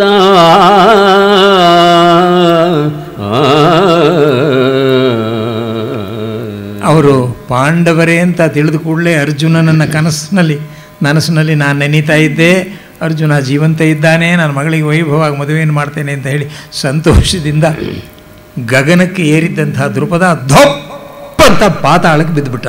ಕೊಂಡು ಕರಿದು ದುಃಖರುಷವ ಬ್ರಹ್ಮಾಂಡದಗ್ರಗೆ ಮಗಳಿಗೈವರು ಗಂಡರೆನೆ ಮಗುಳದ್ದುದಾದ ನಮನ ರಸಾದಳಗೆ. ರಸಾತಳಕ್ಕೆ ಬೆಂತಟ್ಟಿನಿ, ಎಲ್ಲರೂ ಚಪಾಳೆ ತಟ್ಟಿನ ಹಾಕಿ ಒಂದ್ಸಲವಾದ್ರೂ ತರಿಸ್ಕೊಂಡು ಬಿಡ. ಅದು ಏನು ಸಂತೋಷದ ಸಂಗತಿ ಅಲ್ಲ, ಏನು ಸಂತೋಷದ ಸಂಗತಿ. ಏನು ಚಿತ್ರ ಕೊಡ್ತಾನೆ Narayanappa Kaviyappa. I tell you, we don't have another poet like him. ಇಲ್ಲ, ನಿಜ ಜೀವನವನ್ನು ನಮ್ಮ ಕಣ್ಣ ಮುಂದೆ ನಮಗೆ ಹೇಗೆ ನಮ್ಮದು 600 ವರ್ಷ ಆಗಿದೆ, 600 years ಇವತ್ತು ನಡೆಯುತ್ತೆ, ನಾಳೆ ನಡೆಯುವ ಹಾಗೆ ಬರ್ತಿದ್ದಾನಲ್ಲ. ಕೊಂಡು ಹರಿದುದು ಹರುಷವು ಅಬ್ರ ಬ್ರಹ್ಮಾಂಡದಗ್ರಕ್ಕೆ ಮಗುಳೈಗ 5 ಗಂಡರು ಎನೆ, 5 ಗಂಡರು ಎನೆ ಮಗಳಿಗೈವರು ಗಂಡರೆನೆ ಮಗುಳದ್ದುದಾದ ನಮನ ರಸಾತಳಗೆ. ಸ್ವಾಮಿ, ನೀವೇ ಅವರಿಗೆಲ್ಲ ದೊಡ್ಡವರು ಅಂತ ಕಾಣುತ್ತೆ. ನೀವು ಹೇಳಿದ್ದನ್ನು ನೋಡಿದಿರಲ್ಲ ಅಲ್ಲ.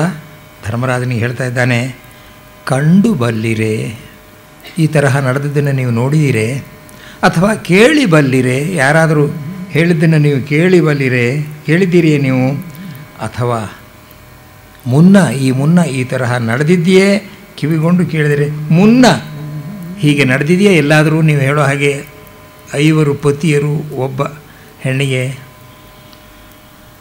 ಮರ್ಯಾದೆಯಾಗಿ ಕಾಣಿಸ್ತೀರಲ್ರಿ ನೀವು ನೋಡಿದರೆ, ಈ ಭಂಡತನ ನಿಮಗೆ ಹೇಗ್ರಿ ಬಂತು? ಧರ್ಮರಾಜನಿಗೆ ಹೇಳ್ತಾ ಇದ್ದಾನೆ, ಈ ಭಂಡತನ ಹೇಗ್ರಿ ಬಂತು ನಿಮಗೆ? ಕಂಡು ಬಲ್ಲರೆ ಕಂಗಳಲ್ಲಿ ಕಿವಿಗೊಂಡು ಕೇಳ್ದಿರೆ ಮುನ್ನ, ಕಂಡು ಬಲ್ಲರೆ ಕಂಗಳಲ್ಲಿ ಕಿವಿಗೊಂಡು ಕೇಳ್ದಿರೆ ಮುನ್ನ, ನಮಗೀ ಭಂಡತನವನ್ನು ಮಾಡುವರೆ ನೀವು, ಈ ಭಂಡತನವನ್ನು ಮಾಡುವರೆ ನೀವು ಎಂದನಾದ್ರುಬದ.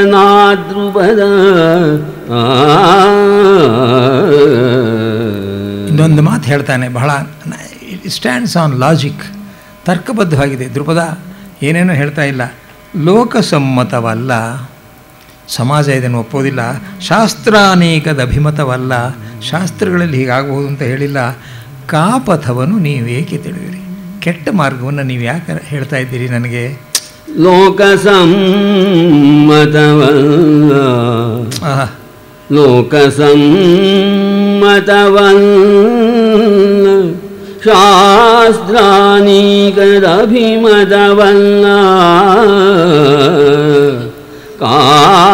ಕಾಪಥವೇಕೆ ನಿಮಗೆ?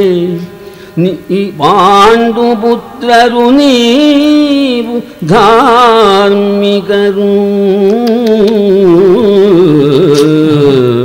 ಪಾಂಡುಪುತ್ರರು ನೀವು ಧಾರ್ಮಿಕರು ಎಂದು ನಾವು ಕೇಳಿದ್ದೇವೆ. ಲೋಕವೆಲ್ಲ ತಿಳಿದಿದೆ ನೀವು ಎಂಥ ಮಹನೀಯರು ಎಂದು. ಹೀಗೇಕೆ ನೀವು ಮಾಡ್ತಾ ಇದ್ದೀರಿ? ಪ್ರಾಕೃತರೇ ನೀವು. ಪ್ರಾಕೃತರು ಅಂದರೆ ಅನಾಗರಿಕರು ಅಂತ ಹೇಳಿ, ನೋಮ್ಯಾಡ್ಸ್ ಅಂತ ಹೇಳ್ತಾರಲ್ಲ, ಯಾವುದು ಸಂಸ್ಕೃತಿನೇ ಇಲ್ಲದೆ ಇರೋಂಥವ್ರು ಅನಾಗರಿಕರು. ಪ್ರಾಕೃತರೇ ನೀವು. ನಿಮ್ಮ ಬಗ್ಗೆ ನಾನು ಎಷ್ಟು ಕೇಳಿದ್ದೇನೆ, ನನ್ನನ್ನು ತಪ್ಪಾಗಿ ತಿಳಿಯಬೇಡಿ, ಸಂಕಟವಾಗ್ತಾ ಇದೆ. ನಾವು ಪಡೆದಂಥ ಹೆಣ್ಣು ಹೀಗೆ 5 ವರಿಸಬೇಕು ಎಂದರೆ ಸಂಕಟವಾಗ್ತಾ ಇದೆ. ಪ್ರಾಕೃತರೇ ನೀವು. ಪ್ರಾಕೃತರೇ ನೀವಗಡ, ಪ್ರಾಕೃತರೇ ನೀವಗಡ, ನಿಮ್ಮ ವಿವೇಕವೇನಾಯಿತಿಲ್ಲಿ,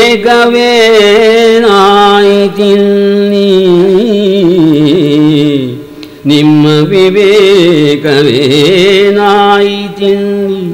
ಇಹ ಪರಲೋಕಕ್ಕಿದು ಸಾಧನವೇ, ಇಹ ಪರಲೋಕಕ್ಕಿದು ಸಾಧನವೇ ಎಂದನು ದ್ರುಪದ ಭೂಪಾಲ.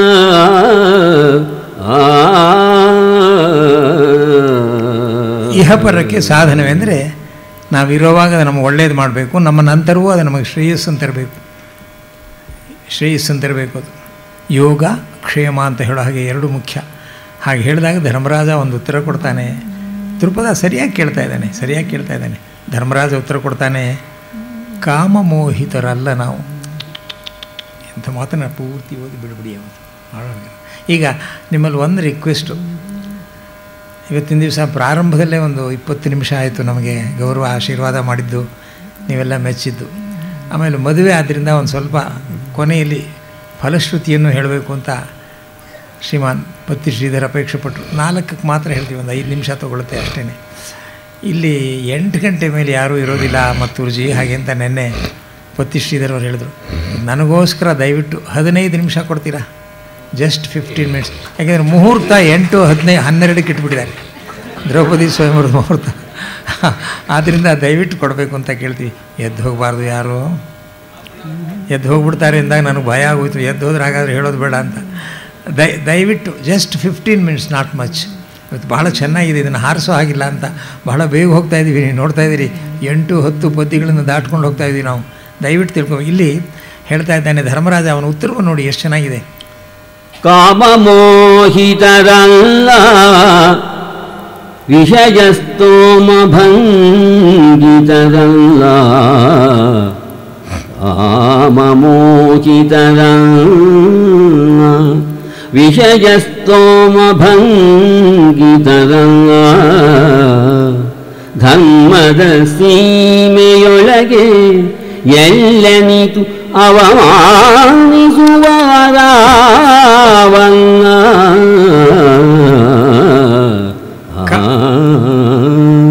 ಕಾಮಮೋಹಿತರಲ್ಲ ನಾವು.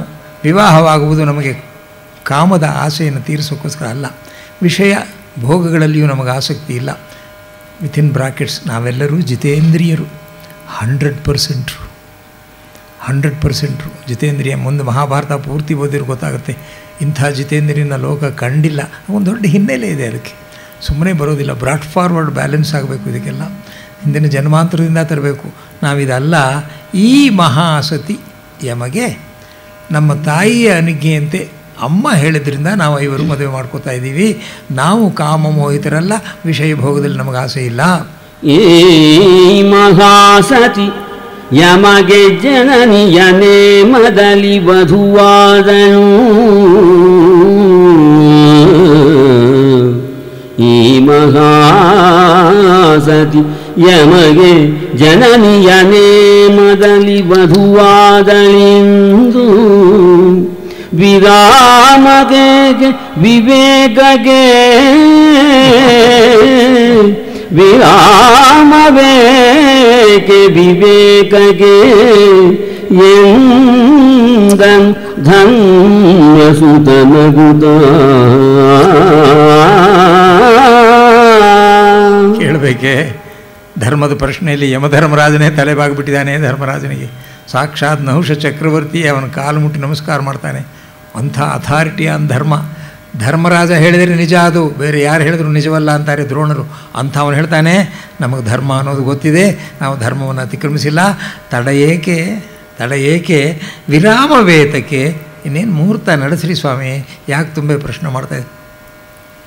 ಒಂದೇ ಒಂದು ಪ್ರಶ್ನೆಯನ್ನು ನಾನು ಕೇಳಬೇಕು ಅಂತ ಅನಿಸುತ್ತೆ. ನೀವು ಹೇಳಿದ್ದನ್ನು ನೋಡಿದ್ರೆ ಹೌದು ಅನಿಸುತ್ತೆ. ಆದರೆ ಏಕಪತಿ ಬಹುಸತಿಯರು ಅಂತ ನಾವು ಕೇಳಿದ್ದೇವೆ. ಒಬ್ಬ ಗಂಡನಿಗೆ ಅನೇಕ ಹೆಂಡತಿಯರು ಅಂತ ಕೇಳಿದ್ದೇವೆ. ಒಬ್ಬ ಹೆಂಡತಿಗೆ ಅನೇಕ ಗಂಡಂದಿರು ಅಂತ ನಾವೆಲ್ಲೂ ಕೇಳಿಲ್ಲ. ಇದು ಹೊಸ ಪರಿಯಲ್ಲವೇ? ಏಕಪತಿ ಬಹುಸತಿಯರೆನ್ ಲೋಕ ಪದ್ಧತಿ.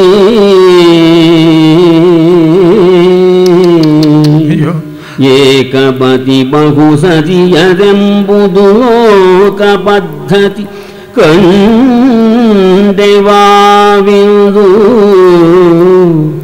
ಏಕಪತ್ನಿಗೆ ಪುರುಷ ಪಂಚಕವನ್ ಮಹಾದೇವ. ಅಯ್ಯೋ ಮಹಾದೇವ, ಲೋಕಶಾಸ್ತ್ರಕ್ಕೆ ಇದು ವಿರುದ್ಧವಾಗಿದೆಯಲ್ಲ. ಲೋಕಶಾಸ್ತ್ರ ವಿರುದ್ಧವನ್ ಕಿವಿಯೋ ಕದಿಸುತ್ತಿವೆ.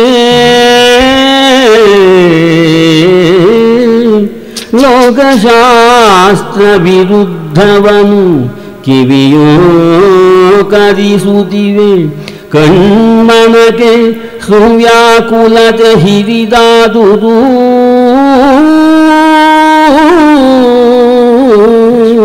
ಕಣ್ಮನಕ್ಕೆ ಸುವ್ಯಾಕುಲತೆ ಹಿರಿದಾದುದು ಎಂದಂ ಧ್ರುವದ ಹೂಬಾಳ.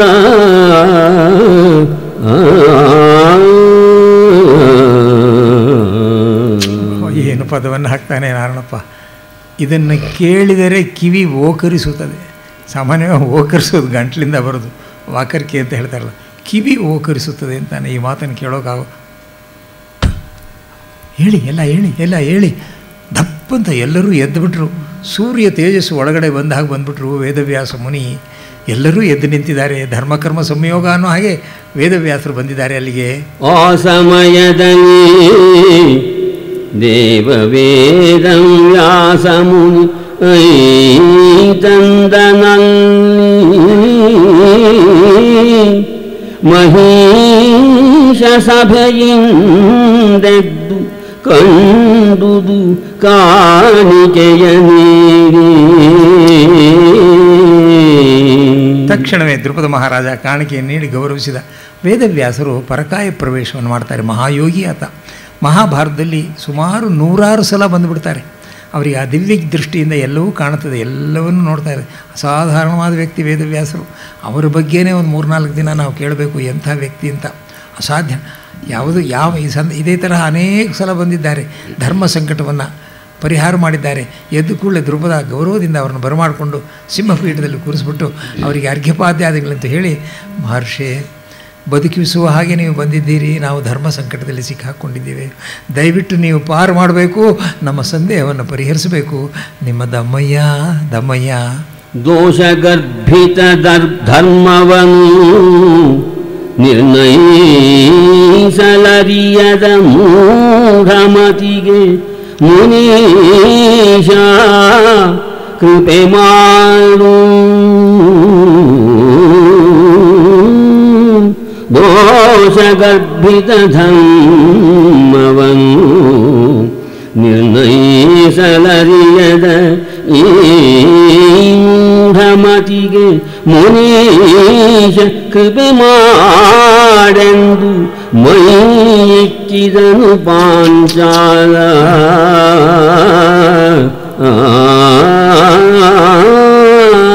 ಮೈಯಿಕ್ಕಿದನು ಪಾಂಚಾಲ. ದೀರ್ಘದಂಡ ನಮಸ್ಕಾರವನ್ನು ಮಾಡ್ತಾನೆ. ಪಾಂಚಾಲ, ನರೇಶ, ಧ್ರುವದ ಬನ್ನಿ, ಅದಕ್ಕಾಗಿಯೇ ನಾ ಬಂದಿದ್ದೇನೆ, ಕಾಲ ವ್ಯರ್ಥ, ಕಾಲಹರಣ ಮಾಡುವುದು ಬೇಡ ಅಂಥೇಳಿ ಏಕಾಂತದಲ್ಲಿ ಹೋಗಿ ಅಲ್ಲಿ ಇವರು ಮಾತ್ರ ಇದ್ದಾರೆ, ಬೇರೆ ಯಾರೂ ಇಲ್ಲ. ಪಂಚಪಾಂಡವರಿದ್ದಾರೆ, ದ್ರುಪದ ಇದ್ದಾನೆ, ದೃಷ್ಟದ್ಯುಮ್ನ ಇದ್ದಾನೆ, ಅರ್ಥ ದ್ರೌಪದಿ ನಿಂತಾಳೆ. ಬನ್ನಿ, ಇದಕ್ಕೆಲ್ಲ ಒಂದು ಹಿನ್ನೆಲೆ ಇದೆ, ಇದು ಶಾಸ್ತ್ರಸಮ್ಮತವಾಗಿದೆ, ಇದೇನು ದೋಷ ಇಲ್ಲ ದ್ರುಪದ, ನಾನು ಹೇಳ್ತೇನೆ ಅಂಥೇಳಿ ಪುರಾತನ ಕಾಲದಲ್ಲಿ ಒಂದಾನೊಂದು ಕಾಲದಲ್ಲಿ ನಾಳಾಯಿನಿ ಅಂತ ಮಹಾಪತಿವ್ರತೆ ಇದ್ದಳು. ಆಕೆ ಸ್ಫುರದ್ರೂಪಿಯಾಗಿದ್ದಳು, ಮಹಾ ವಿವೇಕಿಯಾಗಿದ್ದಳು. ಒಬ್ಬ ಮಹಾಮುನಿ ಬಂದು ಆಕೆಯನ್ನು ಮದುವೆ ಮಾಡಿಕೊಳ್ತಾನೆ. ಮದುವೆ ಆಗಿ ತಾರುಣ್ಯದಲ್ಲಿ 18-20 ವರ್ಷ ಆಗಿರ್ತದೆ. ಆ ಸಂದರ್ಭದಲ್ಲಿ ಅವನಿಗೆ ಕುಷ್ಠರೋಗ ಬಂದುಬಿಡುತ್ತೆ. ಕೇಳ್ತಾ ಇದ್ದಾರೆ, ಕೇಳಿ ಈ ಕಥೆಯನ್ನು ಕೇಳಿ ಅಂತ ಹೇಳಿ ಕುಷ್ಠರೋಗ ಬಂದಾಗ ನಾಳಾಯಿನಿ ಅದೇ ಪಾತಿವ್ರತ ಧರ್ಮದಿಂದ ಅವನಿಗೆ ದಿನವೂ ಶುಶ್ರೂಷೆಯನ್ನು ಮಾಡ್ತಿರ್ತಾಳೆ. ಒಂದು ಸಂದರ್ಭದಲ್ಲಿ ಊಟವನ್ನು ಮಾಡ್ತಾ ಇದ್ದಾಗ ಹೆಂಡತಿ ಊಟಕ್ಕೆ ಇಬ್ಬರು ಕೂತಿದ್ದಾರೆ. ಅವಳು ಎಲೆಯನ್ನು ಹಾಕ್ಕೊಂಡಿದ್ದಾಳೆ, ಗಂಡನಿಗೆ ಬಡಿಸ್ತಾ ಇದ್ದಾಳೆ. ಆ ಸಂದರ್ಭದಲ್ಲಿ ಅವನ ಬೆರಳಲ್ಲಿ ಒಂದು ಕೊಳೆತು ಅದು ಕೆಳಗಡೆ ಬಿದ್ದುಬಿಡ್ತು. ಅದನ್ನು ತಕ್ಷಣ ಹೆಂಡತಿಯ ಬಾಳೆ ಎಲೆಗೆ ಅವನು ಹಾಕಿದ. ತಕ್ಷಣವೇ ಆಕೆ ಅದನ್ನು ನೀರಿನಿಂದ ತೊಳೆದು ತಾನೇ ತಿಂದಳು ಅದನ್ನು ನಾಳಾಯಿನಿ. ಆಗ ಆ ಮುನಿಗೆ ಬಹಳ ಸಂತೋಷವಾಗಿ, ನಾನು ಮೆಚ್ಚಿದೆ ನಿನ್ನ ಪಾತಿವ್ರತ್ಯ ಧರ್ಮವನ್ನು, ಏನು ವರ ಬೇಕು ನಿನಗೆ ಕೇಳು ಹಾಗೆ ಅಂತ ಹೇಳಿದಾಗ, ನಾನು ಏನು ವರವನ್ನಾದರೂ ನಾನು ಕೊಡ್ತೇನೆ, ನೀವು ಯಾವ ವರ ಬೇಕು ಅಂತಂದ್ರಿ. ಏನಿಲ್ಲ, ನಿಮ್ಮ ಸಹಜವಾದಂಥ ಮನ್ಮಥನ ರೂಪದಿಂದ ಅವನು ಮದುವೆ ಮಾಡಿಕೊಂಡಾಗ ಮನ್ಮಥನಾಗಿ ಕಾಣಿಸ್ತಾ ಇದ್ದ. ಆ ಸ್ಫುರದ ರೂಪದಿಂದ ನನಗೆ ದರ್ಶನವನ್ನು ಕೊಟ್ಟು ನಾವು ಕೆಲ ಕಾಲ ಸುಖವಾಗಿರೋಣ, ಅದರಿಂದ ನೀವು ದಯಮಾಡಿ ನನಗೆ ಆ ರೂಪವನ್ನು ತೋರಿಸಿ ಅಂತಂದಾಗ ಆ ಮುನಿ ತಾನೇ ತಕ್ಷಣವೇ ತನ್ನ ಸ್ಫುರದ ರೂಪವನ್ನು ತೋರಿಸ್ತಾನೆ. ಸರಿ ಅಂತ ಹೇಳಿ ಕೆಲವು ಕಾಲ ಇಬ್ಬರು ಸುಖವನ್ನು ಭೋಗವನ್ನು ಅನುಭವಿಸ್ತಾರೆ. ಸುಮಾರು 10-15 ವರ್ಷ ಆದಮೇಲೆ ವೇದವ್ಯಾಸರು ಹೇಳ್ತಾ ಇದ್ದಾರೆ, ಇಷ್ಟು ಸ್ಪೀಡಾಗಿ ಹೇಳಲಿಲ್ಲ, ನಾನು ಸ್ಪೀಡಾಗಿ ಹೇಳ್ತಾ ಇದ್ದೀನಿ, ನೀವೆಲ್ಲಿ ಎದ್ದು ಹೋಗ್ಬಿಡ್ತೀರೋ ಹಾಗೆ ಅಂತ. ಅಲ್ಲಿ ನಿಧಾನವಾಗಿ ಕೂತಿದ್ರು. ಇದು ಭಾಳ ಚೆನ್ನಾಗಿರುತ್ತೆ, ನಿಧಾನವಾಗಿ ಕೇಳಿದ್ರೆ ಈ ಕಥೆನ ತುಂಬ ಚೆನ್ನಾಗಿದೆ. ಹಾಗಂದಾಗ ಆಗಲಿ ಅಂತ ಹೇಳಿ ಸುಖವನ್ನು ಅನುಭವಿಸಿದಾಗ ಕೊನೆಯಲ್ಲಿ ವೈರಾಗ್ಯ ಮೂಡಿತು ಆ ಮುನಿಗೆ. ಆದರೆ ಇವಳಿಗೆ ಇನ್ನೂ ಆಸೆ ತೀರಲಿಲ್ಲ. ನಾನು ಕಾಡಿಗೆ ಹೋಗ್ತೀನಿ, ಇನ್ನು ಸಾಕು, ವೈರಾಗ್ಯದಲ್ಲಿ ಹೋಗ್ತೀನಿ ಅಂದಾಗ, ಇಲ್ಲ ನೀವು ಹೋಗಬಾರ್ದು, ಇನ್ನೂ ಸ್ವಲ್ಪ ಸುಖವನ್ನು ಅನುಭವಿಸೋಣ, ಕಾರಣ ಮದುವೆ ಆದಮೇಲೆ ತುಂಬ ದಿನ ನಿಮಗೆ ರೋಗ ಬಂದಿದ್ದರಿಂದ ನಾನು ಸುಖವನ್ನು ಯೌವನದಲ್ಲಿ ಹೆಚ್ಚಾಗಿ ಅನುಭವಿಸಲಿಲ್ಲ, ನೀವು ಅದರಿಂದ ಇರಬೇಕು ಅಂದಾಗ, ನಿನಗೆ ಐಹಿಕ ಸುಖ ನಿನಗೆ ತುಂಬ ಇಷ್ಟ ಅಂತ ಕಾಣುತ್ತೆ, ಆಗಲಿ ನೀನು ಮುಂದಿನ ಜನ್ಮದಲ್ಲಿ ಕ್ಷತ್ರಿಯನನ್ನು ಮದುವೆ ಮಾಡ್ಕೊ. ಶಾಪ ಕೊಟ್ಬಿಟ್ಟಾವು, ಕ್ಷತ್ರಿಯನನ್ನು ಮದುವೆ ಮಾಡ್ಕೊಂಡು ನೀನು ಬೇಕಾದಷ್ಟು ಸುಖವನ್ನು ಕೊಡ್ತಾಳೆ ಹಾಗೆ ಅಂತ ಹೇಳಿ ನಾನು ಕಾಡಿಗೆ ಹೊರಟೋಗ್ಬಿಟ್ಟ ದ್ರುಪದ ಮಹಾರಾಜ. ಈಕೆಗೆ ತುಂಬ ದುಃಖವಾಯಿತು, ಕಾಡಿಗೆ ಹೋದ್ನಲ್ಲ ಅಂತ ಹೇಳಿ ಶಾಪವನ್ನು ಬೇರೆ ಕೊಟ್ಟು ಹೋಗ್ಬಿಟ್ನಲ್ಲ ಅಂತ ಭಾಳ ದುಃಖವಾದಾಗ ಸಾಕ್ಷಾತ್ ಶಿವನನ್ನು, ಚಂದ್ರಶೇಖರನನ್ನು ಕುರಿತು ಧ್ಯಾನ ಮಾಡ್ತಾಳೆ. ಅನಂತರ ಅನೇಕ ದಿನಗಳು ತಪಸ್ಸನ್ನು ಮಾಡ್ತಾಳೆ. ಶಿವ ಪ್ರತ್ಯಕ್ಷನಾಗ್ತಾನೆ. ಏನಮ್ಮ ಬೇಕು ಅಂದ, ಅಯ್ಯೋ ಪರಮೇಶ್ವರ, ಪಿನಾಕಪಾಣಿ, ಗೌರೀರಮಣ, ಗಿರಿಜಾರಮಣ, ಶಿವ 5 ಸಲ ಅವನನ್ನು ಸ್ತೋತ್ರ ಮಾಡಿ ಪತಿಂದೇಹಿ ಪತಿಂದೇಹಿ ಪತಿಂದೇಹಿ ಪತಿಂದೇಹಿ ಪತಿಂದೇಹಿ ಅಂತ 5 ಹೆಸರಿನಲ್ಲಿ ಶಿವನನ್ನು ಕರೆದು 5 ಸಲ ನನಗೆ ಗಂಡನನ್ನು ಕೊಡು ಅಂದಾಗ ತಥಾಸ್ತು ಅಂತ ಶಿವ ಹೇಳ್ದ. ಆದದ್ದರಿಂದ ನೀವು ಈಕೆನೇ ಆಕೆ ದ್ರೌಪದಿಯಾಗಿ ಹುಟ್ಟಿದ್ದಾಳೆ. 5 ಜನ ಗಂಡಂದರು ಶಿವನ ಅನುಗ್ರಹದಿಂದ ಬಂದಿದೆ. ನೀವೇನು ಸಂಕೋಚವನ್ನು ಪಟ್ಕೋಬೇಡಿ. ನೀವು ಈ ಪಾಂಡವರ ಬಗ್ಗೆಯೂ ನಿಮಗೆ ಹೇಳ್ತೇನೆ ಸಂಕ್ಷೇಪವಾಗಿ. 5 ಇಂದ್ರರು ಅಂತ ಹೇಳಿ ಪುರಾತನ ಕಾಲದಲ್ಲಿ ವೇದ ಕಾಲದಿಂದ ಅವರು ಯಾವುದೋ ಒಂದು ಸಣ್ಣ ತಪ್ಪನ್ನು ಮಾಡಿ ತಮ್ಮ ಪದವಿಯನ್ನು ಕಳೆದುಕೊಂಡಿದ್ದಾಗ ಸಾಕ್ಷಾತ್ ಶಿವನೇ ಪ್ರತ್ಯಕ್ಷನಾಗಿ ಏನು ಚಿಂತೆ ಮಾಡಬೇಡಿ, ನೀವು ಭೂಲೋಕದಲ್ಲಿ 1 ಜನ್ಮವನ್ನು ಎತ್ತಿ ಸಾಕು, ಹೆಚ್ಚಿಗೆ ಜನ್ಮ ಬೇಡ, ಅಲ್ಲಿದ್ದರೆ ನಿಮ್ಮ ಕೈ ಕೊಳೆ ಆಗುತ್ತೆ, ಭ್ರಷ್ಟಾಚಾರಕ್ಕೆ ಸಿಕ್ಕಿ ಹಾಕ್ಕೊಂಡ್ಬಿಡ್ತೀರಿ ನೀವು. ಆದ್ದರಿಂದ 1 ಜನ್ಮ ನೀವು ಎತ್ತಿ ಅಂತ ಹೇಳಿ 5ರನ್ನು ಕಳಿಸಿದ್ದಾನೆ. ಆ 5ರೇ ಇವರು ಧರ್ಮರಾಜ, ಭೀಮ, ಅರ್ಜುನ, ನಕುಲ, ಸಹದೇವ. ನಳಾಯಿನಿಯೇ ದ್ರೌಪದಿಯಾಗಿ ನಿನಗೆ ಮಗಳಾಗಿ ಹುಟ್ಟಿದ್ದಾನೆ. ನೀನು ಏನು ಯೋಚನೆ ಮಾಡಬೇಡ ಅಂದ್ಕೂಡಲೇ ಸಂತೋಷವಾಗಿ, ಬಹಳ ಸಂತೋಷವಾಗಿ ಆಯಿತು ಅಂತ ಹೇಳಿ ಪರಮ ಸಂತೋಷದಿಂದ, ಏನಲ್ಲೂ ತುಂಬ ಸಂತೋಷದಿಂದ ದ್ರುಪದ ರಾಜ ತಕ್ಷಣವೇ ವಿವಾಹವಾಗಬೇಕು ಅಂತ ಏರ್ಪಾಡು ಮಾಡಿಕೊಂಡು 5 ಜನಕ್ಕೂ ಧಾರೆ ಎರೆದು ಕೊಡ್ತೇನೆ ಅಂತ ಹೇಳ್ತಾನೆ. ಅಂಬಿತ್ರೆ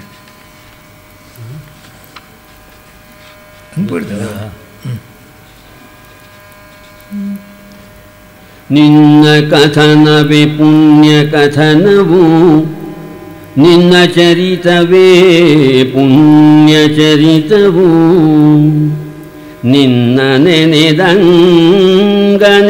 ಬಹುದು ಪತಿವ್ರತಾಭಾವ.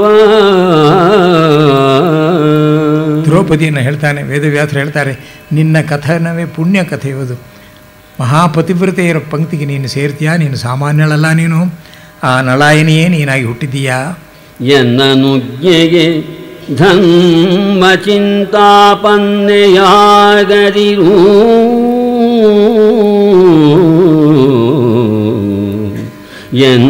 ಎನ್ನನುಜ್ಞೆಗೆ ಧರ್ಮ ಚಿಂತಾಪನ್ನೆಯಾಗದಿರು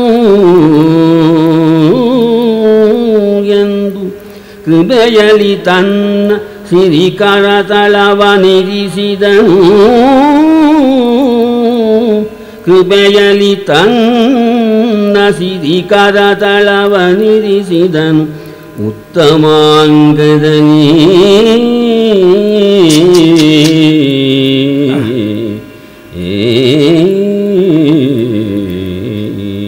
ಅರಸ, ವ್ಯಾಸರು ಹೇಳ್ತಾರೆ ದ್ರುಪದ ಮಹಾರಾಜನಿಗೆ, ಅರಸ ಕಂಡೈ ಇವರು ನರಪತಿಗಳೋ ಸುರಪತಿಗಳೋ?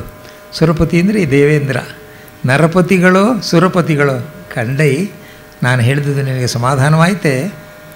ಅರಸ ಕಂಡೈ ನರಪತಿಗಳೋ ಸುರಪತಿಗಳೋ, ಮನದ ಸಂಶಯ ಹರಿದುದೇ ಹರಿವಿಲ್ಲಲೇ ಲೇಸಾಗಿ ನೋಡೆನನು. ಪರಮ ಋಷಿ ನೀ ಪುಣ್ಯದಲ್ಲಿ ಗೋಚರಿಸಿದೈ, ಪರಮ ಋಷಿ ನೀ ಪುಣ್ಯದಲ್ಲಿ ಗೋಚರಿಸಿದೈ, ನಿಮ್ಮಡಿಯ ನೇಮವ ಶಿರದೊಳಾಂತೆನು, ನಿಮ್ಮಡಿಯ ನೇಮವ ಶಿರದೊಳಾಂತೆನು ಧನ್ಯತಾನೆಂದು ಅರಸ ಕೈ ಮುಗಿದ. ನಂಬಿದೈ ಲೇಸಾಗಿ, ನಂಬಿದೆಯಾ ಇದನ್ನು? ಹಾಗಾದರೆ ವಿಜೃಂಭಣೆಯಿಂದ ಏರ್ಪಾಡನ್ನು ಮಾಡು. ನಂಬಿದೈ ಲೇಸಾಗಿ, ಲಗ್ನ ವಿಳಂಬವಾಗದೆ, ಮುಹೂರ್ತ ಸರಿಯಾಗಿ ಸಮಯಕ್ಕೆ ಆಗ್ತಾ ಇದೆ, ಮೀರಬಾರ್ದು ಮುಹೂರ್ತವನ್ನು. ಈಗಲೂ ನಾನು ಟೈಮಿಗೆ ಸರಿಯಾಗಿ ಮುಹೂರ್ತ ಆಗಿದೆ ಮಾಡಿ ಅಂತ ಹೇಳಿ ಮುಹೂರ್ತ ಬಂತು ಅಂತ ಹೇಳ್ತಾ ಇದ್ದಾರೆ ವೇದವ್ಯಾಸರು. ನಂಬಿದೈ ಲೇಸಾಗಿ ಲಗ್ನ ವಿಳಂಬವಾಗದೆ, ಧಾರೆಯರೆ ಕಲಶಾಂಬುವಿದೆ ನೀ ಹೋಗು ಕಾಶ್ಯಪ ಹೋಮ ಸಾಧನವ, ತುಂಬುವಹಿಲದನಿ ಅವನಿಯ ಮರದ ಕದಂಬ ನೆರೆಯಲಿ ಎನಲು, ದ್ರುಪದನ ಹೊಂಬೆಳೆಯದನಿ ಹರುಷ ಹೊಡೆರೋರಿದುದು ಪುಳಕದನಿ.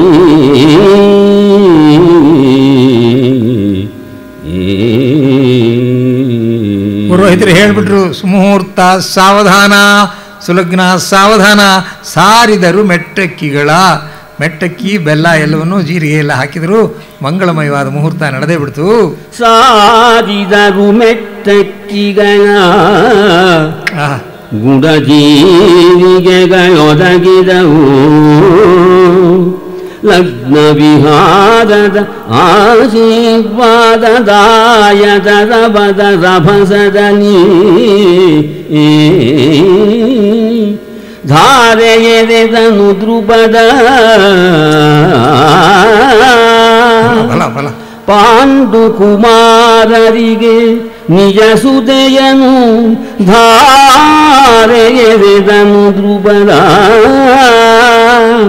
ಅತಿ ವಿಸ್ತಾರಿಸಿತು ವೈವಾಹ ರಚನೆ ವಿಶಾಲ ವಿಭವದನಿ.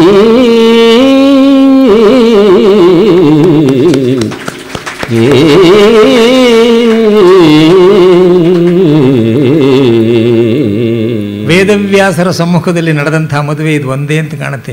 ಇನ್ಯಾವ ಮದುವೆ ಒಳಗೂ ಅವರಿರಲಿಲ್ಲ. ಹೋಮ ಸಮನಂತರದ ಅಖಿಳ ಸ್ತೋಮ ಮುನೀಂದ್ರಂಗೆ ಎರಗಿದರು. ಅವರ ನೇತೃತ್ವದಲ್ಲಿ ಮದುವೆ ನಡೀತು. ಜನಮೇಜಯ, ಇದಕ್ಕಿಂತ ವೈಭವ ಏನೋ ಬೇಕು, ಇದಕ್ಕಿಂತ ಮಂಗಳಕರವಾದ ಸೂಚನೆ, ಶುಭ ಸೂಚನೆ ಏನೇ ಬೇಕು. ಪರಮ ವೈಭವದಲ್ಲಿ ಚತುರ್ಥಿಯ ಮರುದಿವಸ ರೋಕುಳಿಯ ಪುರಜನ ಪರಿಜನದ ಸುಮಾನ ಶರಧಿಯ ಸಾರ ಸಂಪದವ ವರಮುನಿ ಪನೀಕ್ಷಿಸಿದನು. ವರಮುನಿ ಪನೀಕ್ಷಿಸಿದನು. ಅನಿಬದ ಹರಸಿ ನಯನೀತಿಗಳ ಹೇಳಿದು ಮರಳಿ ವಿಜಯಂಗೈದು ಹೊಕ್ಕನು ಬದರಿಕಾಶ್ರಮವ.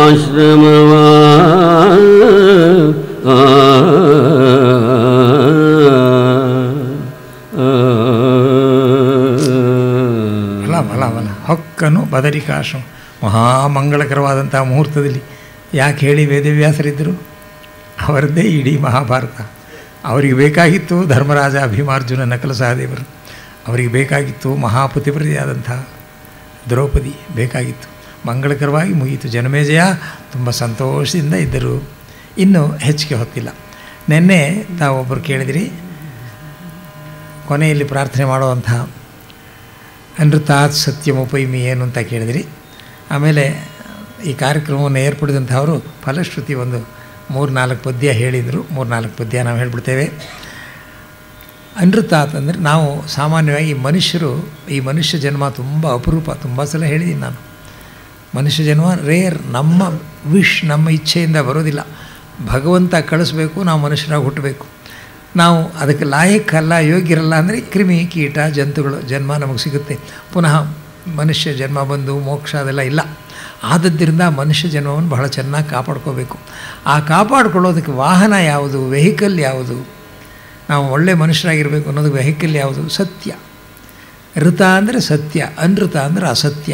ನಾವು ಸತ್ಯ ಮಾರ್ಗದಲ್ಲಿದ್ದರೆ ಸತ್ಯಂ ಬ್ರಹ್ಮ, ಬ್ರಹ್ಮ ಸತ್ಯಂ, ಅವನೇ ದೇವರು. God is truth is god, ಸತ್ಯವೇ ಬ್ರಹ್ಮ. ಆದ್ದರಿಂದ ನಾವು ಸತ್ಯವಂತರಲ್ಲ. ಎಷ್ಟೋ ತಪ್ಪು ಮಾಡ್ತೇವೆ, ನಾವು ಬೇಕಾದಷ್ಟು ಮಾಡ್ತೇವೆ. ಕೆಲವರು ತೀರಾ ಹೆಚ್ಚು ಮಾಡ್ತೇವೆ, ಕೆಲವರು ಕಮ್ಮಿ ಮಾಡ್ತೇವೆ. Only in degree we differ. ಆದರೆ ಎಲ್ಲರೂ ನಾವು ಅಸತ್ಯದ ಪಥದಿಂದ ಆ ಕಡೆ ಈ ಕಡೆ ಜಾರ್ತೇವೆ. ಬೇಡ ಭಗವಂತ, ನನ್ನನ್ನು ಅಸತ್ಯದಿಂದ ಸತ್ಯದ ಕಡೆ ಕೈ ಹಿಡಿದು ಒಯ್ಯಿ. ಆಗಲೇ ಮನುಷ್ಯ ಜನ್ಮದಿಂದ ನಾನು ದೈವತ್ವಕ್ಕೆ ಏರಬಹುದು, ನಾನು ಏರಬೇಕು. ಮನುಷ್ಯ ಜನ್ಮವನ್ನು ಬಿಟ್ಟರೆ ಬೇರೆ ಯಾವ ಜನ್ಮದಲ್ಲಿಯೂ ದೈವತ್ವಕ್ಕೆ ಹೋಗೋಕ್ಕಾಗೋದಿಲ್ಲ. ಆದ್ದರಿಂದ ಮಾನುಷಾತ್ ದೈವ್ಯಮುಪೈಮಿ. ಅದಕ್ಕೆ ಏನಪ್ಪ ಅಂತಂದರೆ ಪ್ರಾರ್ಥನೆ ಎಲ್ಲರಿಗೂ ಒಳ್ಳೆಯದಾಗಲಿ, ಯಾರಿಗೂ ಕೆಟ್ಟದಾಗಬೇಕು ಅಂತ ಒಮ್ಮೆಯೂ ಕೂಡ ಯೋಚಿಸದೆ ಸದಾ ನಮ್ಮ ಹೃದಯ ನಿರ್ಮಲವಾಗಿದ್ದು ಸರ್ವೇ ಭವಂತು ಸುಖಿನಃ ಸರ್ವೇ ಸಂತು ನಿರಾಮಯ ಅನ್ನೋ ಹಾಗೆ ಶಿವಂ ವಾಸ್ತು. ಶಿವ ಅಂದರೆ ಭದ್ರಂ, ಕಲ್ಯಾಣಂ, ಮಂಗಳಂ, ಶುಭಂ, ಶ್ರೇಯ ಅಂತ ಎಲ್ಲವೂ ಒಳಗೊಂಡಿದೆ ಅದರಲ್ಲಿ. ಆ ಶಿವಂ ಅನ್ನೋದರಲ್ಲಿ ಅದನ್ನು ಪ್ರಾರ್ಥನೆ ಕೊನೆ ಒಳಗೆ ಅದಕ್ಕಿಂತ ಉತ್ತಮವಾದ ಪ್ರಾರ್ಥನೆ ಇನ್ನು ಎಷ್ಟಿದೆಯೋ ನನಗೆ ಗೊತ್ತಿಲ್ಲ. ಆದರೆ ಇದನ್ನು ನೋಡಿದರೆ ಬಹಳ ಸಂಕ್ಷೇಪವಾಗಿ, ಭಾಳ ಶಾರ್ಟಾಗಿ ಇದನ್ನು ಹೇಳಿದ್ದಾರೆ. ಅಸತ್ಯದಿಂದ ಸತ್ಯಕ್ಕೆ ಹೋಗಬೇಕು, ಮನುಷ್ಯತ್ವದಿಂದ ದೈವತ್ವಕ್ಕೆ ಹೋಗಬೇಕು, ಎಲ್ಲರಿಗೂ ಒಳ್ಳೆಯದಾಗಲಿ ಅಂತ ಹರಿಸ್ತಾನೆ ಇರಬೇಕು, ಯಾರಿಗೂ ಕೆಟ್ಟದಾಗಲಿ ಅಂತ ಹೇಳಬಾರ್ದು ಅಂತ ಹೇಳಿ ಈ ಪ್ರಾರ್ಥನೆ ಮುಕ್ತಾಯವಾಗುತ್ತೆ. ಫಲಶ್ರುತಿ ಹೇಳ್ತೀವಿ, ಈ ಪುಸ್ತಕದ ಬಗ್ಗೆ ಹೇಳ್ತೀವಿ, ತಾವು ಹೋಗುವಾಗ ನೋಡಿ, ಯಾರಿಗೆ ಬೇಕೋ ಹೇಳಿ, ಒಂದು ಕನ್ಸೆಷನಲ್ಲಿ ಸಿಗುತ್ತೆ. ನಮ್ಮ ಅದ್ಭುತವಾದಂಥ ಈ humanitarian work of helping the good teachers with some salary ಅನುಕೂಲ ಕೊಟ್ಟು ಬುದ್ಧಿವಂತರನ್ನ ತಯಾರು ಮಾಡುವಂಥ ಒಂದು ಒಳ್ಳೆಯ ಶಾಲೆ ನಮ್ಮ ಹೊಸಹಳ್ಳಿ ಮತ್ತೂರಿನಲ್ಲಿದೆ. ಅದು ತುಂಬ ಆರ್ಥಿಕವಾಗಿ ಬಹಳ ಮುಗ್ಗಟ್ಟಿನಲ್ಲಿದೆ. ಕಾರಣ ಸರ್ಕಾರದ ಗ್ರ್ಯಾಂಟ್ ತೊಗೊಂಡ್ರೆ ಅವ್ರು ಯಾರ್ಯಾರನ್ನೋ ಮೇಸ್ಟ್ರುಗಳಾಗಿ ಕಳಿಸ್ಬಿಡ್ತಾರೆ. ನಮ್ಮ ಮಕ್ಕಳೆಲ್ಲ ಒಳ್ಳೆಯ ಎಜುಕೇಷನ್ ಸಿಗೋದಿಲ್ಲ, ಸಿಗಬೇಕಾದ್ರೆ ದೂರ ಕಳಿಸ್ಬೇಕು ಅಂತ ಹೇಳಿ ಅದನ್ನು ಸರಿ ಮಾಡಬೇಕು ಅಂತ ಈ ನಿಧಿ ನಿಮ್ಮನ್ನೆಲ್ಲ ಕೇಳಿದೆ. ತುಂಬ ಚೆನ್ನಾಗಿ ರೆಸ್ಪಾನ್ಸ್ ಕೊಟ್ಟಿದ್ದೀರಿ.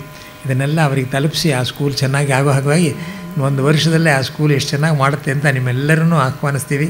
ಬಸ್ಸೇ ಮಾಡಿಬಿಡೋಣ, ಬತ್ತಿ ಶ್ರೀಧರ್ ಅವ್ರು ಮನಸ್ಸು ಮಾಡಿದರೆ 4-5 ಬಸ್ ಮಾಡಿಬಿಟ್ಟು ನಾವು ಹೋಗಿ ಆ ಶಾಲೆಯನ್ನು ನೀವು ನೋಡಿದಂತೆ ಅದು ಬಹಳ ನೋಡೋವಂಥ ಜಾಗ ಅಂತ ನಿಮಗೆ ಇಷ್ಟು ಹೇಳಿ ನಮ್ಮನ್ನು ಕರೆಸು ಇಷ್ಟೆಲ್ಲ ಗೌರವವಾಗಿ ಮಾಡಿ ಆಶೀರ್ವಾದ ಮಾಡಿದ್ದಕ್ಕೆ ನಿಮಗೆಲ್ಲರಿಗೂ ತುಂಬ ಕೃತಜ್ಞನಾಗಿದ್ದೇನೆ. ತುಂಬ ಕೃತಜ್ಞ. ನಮಸ್ಕಾರ. 4 ಹಾಂ, ನಂದನ್ನು ನಾನು ಮುಗಿಸ್ಬಿಡು, ಆಮೇಲೆ ನಾನು ಹೇಳ್ತೀನಿ ಮಂಗಳ ಅಂತ ಹೇಳ್ತಾ ಇದ್ದಾರೆ. ಸಾಮಾನ್ಯವಾಗಿ ಅವರದ್ರಲ್ಲೇ ಮಂಗಳ ಆಗಬೇಕು, ಅದು ಸಾಮಾನ್ಯವಾಗಿ. ಹೇಳ್ತೀರಾ 2 ಸಲ? ಅನೃತಾತ್ ಸತ್ಯಮುಪೈಮಿ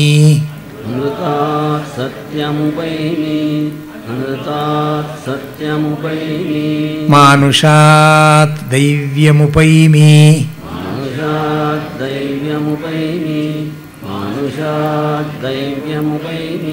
ಇನ್ನು ಒಂದು ಸಲ ಹೇಳ್ಬೇಡ. ಋತ ಅಂದರೆ ಸತ್ಯ, ಅನೃತ ಅಂದರೆ ಅಸತ್ಯ. ಮನುಷ್ಯ ಹೀಗೆ ಇದ್ದರೆ ಪ್ರಯೋಜನ ಇಲ್ಲ. ಮನುಷ್ಯ ಜನ್ಮ ಪಡೆದವ್ರು ಮೆಟ್ಲು ಮೇಲೆ ಏರಿ ದೈವತ್ವಕ್ಕೆ ಹೋಗಬೇಕು, ಟುವರ್ಡ್ಸ್ ದಿ ಲಾರ್ಡ್ ಆಲ್ಮೈಟಿ, ಮನುಷ್ಯತ್ವದಿಂದ. ಅನೃತಾತ್ ಸತ್ಯಮುಪೈಮಿ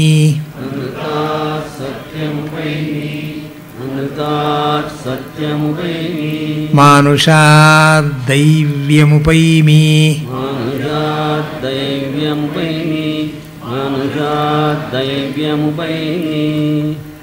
ಶಿವಂ ವಾಸ್ತು ಶಿವಂ ವಾಸ್ತು ಶಿವಂ ವಾಸ್ತು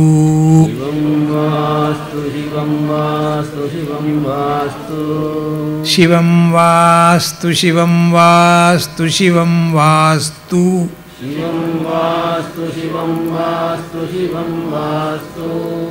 ಶಿವಂ ವಾಸ್ತು ಶಿವಂ ವಾಸ್ತು ಶಿವಂ ವಾಸ್ತು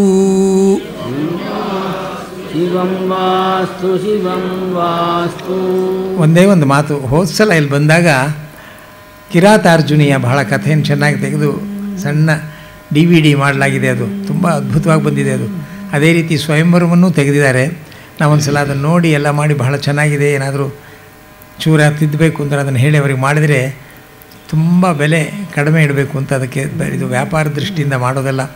ದ್ರೌಪದಿ ಸ್ವಯಂವರನ ಆಗಾಗ ನೀವು ಕೇಳಿದ್ದೀರಿ, ವಿದೇಶದಲ್ಲಿರೋ ನಿಮ್ಮ ಮಕ್ಕಳು ಬರ್ತಾರೆ, ಮಕ್ಕಳಿಗೆ ಮೊಮ್ಮಕ್ಕಳಿಗೆ ಮರಿಮಕ್ಕಳಿಗೆ ತೋರಿಸಿ ಈ ಕಥೆಯನ್ನು ಅದ್ಭುತವಾಗಿದೆ ಅಂತ ಮಾಡಿದ್ರೆ ಚೆನ್ನಾಗಿರುತ್ತೆ.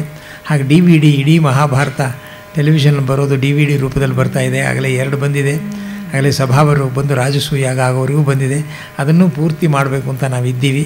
Just be in touch with Bharati Vidyabhavan. ನಿಮಗೇನು ಬೇಕೋ ನಾವು ನಿಮ್ಮ ಸೇವೆ ಮಾಡ್ತೀವಿ. ಫಲಶ್ರುತಿಯೊಂದಿಗೆ ಮುಕ್ತಾಯವಾಗುತ್ತೆ. ವೇದ ಪಾರಾಯಣದ ಫಲ ಗಂಗಾದಿತೀರ್ಥ ಸ್ನಾನ ಫಲ ಕೃಚ್ಛ್ರಾದಿ ತಪಸ್ಸಿನ ಫಲವು ಜ್ಯೋತಿಷ್ಠೋಮಯಾಗಫಲ ಮೇದಿನಿಯ ನೊಲಿದಿತ್ತ ಫಲ ವಸ್ತ್ರಾದಿ ಕನ್ಯಾದಾನ ಫಲಬಹುದು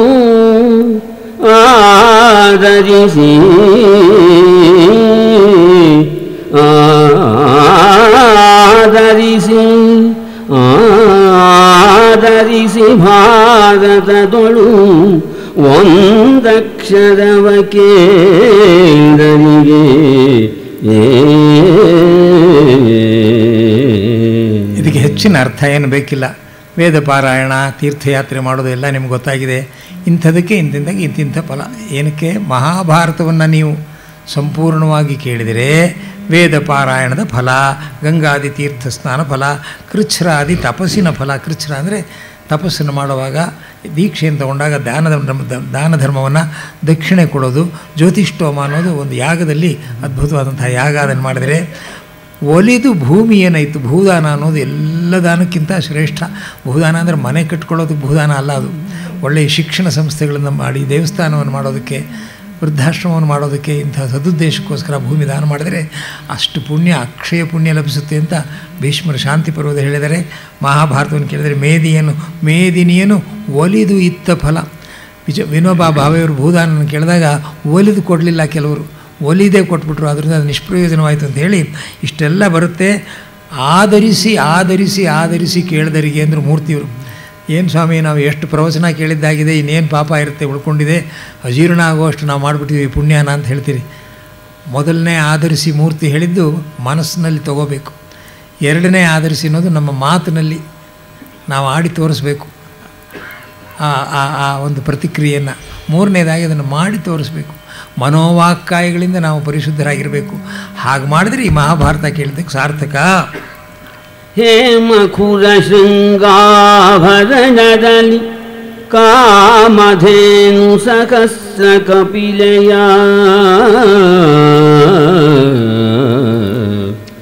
ಹೇಮಖುರ ಶೃಂಗಾಭರಣದಲ್ಲಿ ಕಾಮಧೇನು ಸಹಸ್ರ ಕಪಿಲೆಯ ಸೋಮಸೂರ್ಯಗ್ರಹಣದಲ್ಲಿ ಸುರನದಿಯ ತೀರದಲ್ಲಿ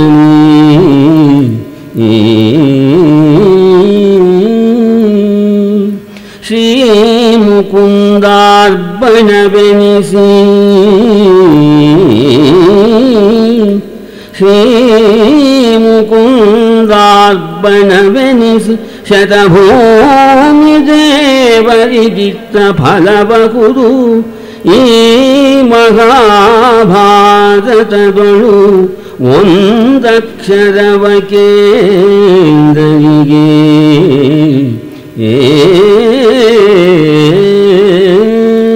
ಗ್ರಹಣ ಕಾಲದಲ್ಲಿ, ಪುಣ್ಯಕಾಲದಲ್ಲಿ ಅನೇಕ ಸಂದರ್ಭ ಬರ್ತದೆ. ಸಂಕ್ರಾಂತಿ ಸಂದರ್ಭ ಅಂತ ಹೇಳ್ತೀವಿ, ಅಲ್ಲೆಲ್ಲ ನಾವು ದಾನವನ್ನು ಮಾಡಬೇಕು ಅಂತ ಹೇಳಿ ಇಲ್ಲಿ ಅನೇಕ ಬ್ರಾಹ್ಮಣರಿಗೆ, ಶತಭೂಮಿ ಸುರರಿಗೆ, ಭೂಸುರರು ಅಂದರೆ ಬ್ರಾಹ್ಮಣರು ಮಾಡಬೇಕು. ಒಂದು ಸಣ್ಣ ಅಮೆಂಡ್ಮೆಂಟು ಇದು. ಈ ಫಲಶ್ರುತಿ ನಮ್ಮದಲ್ಲಿ ಮಹಾಭಾರತ ರಾಮಾಯಣ ಕಾಲದಲ್ಲಿ ಬಂದಾಗ ವರ್ಣಾಶ್ರಮ ಧರ್ಮವನ್ನು ಬಹಳ ಚೆನ್ನಾಗಿ ಆಚರಿಸ್ತಾಯಿದ್ರು. ಆಗ ಬ್ರಾಹ್ಮಣರು ಕೆಲಸಕ್ಕೆ ಹೋಗ್ತಾ ಇರಲಿಲ್ಲ, ಬಿಸ್ನೆಸ್ ಮಾಡ್ತಾ ಇರಲಿಲ್ಲ. ಅವರು ವೇದಾಧ್ಯಯನವನ್ನು ಮಾಡಿ ಶಿಕ್ಷಣವನ್ನು ಕೊಡೋದು ಒಂದೇ ಅವರ ಕೆಲಸ.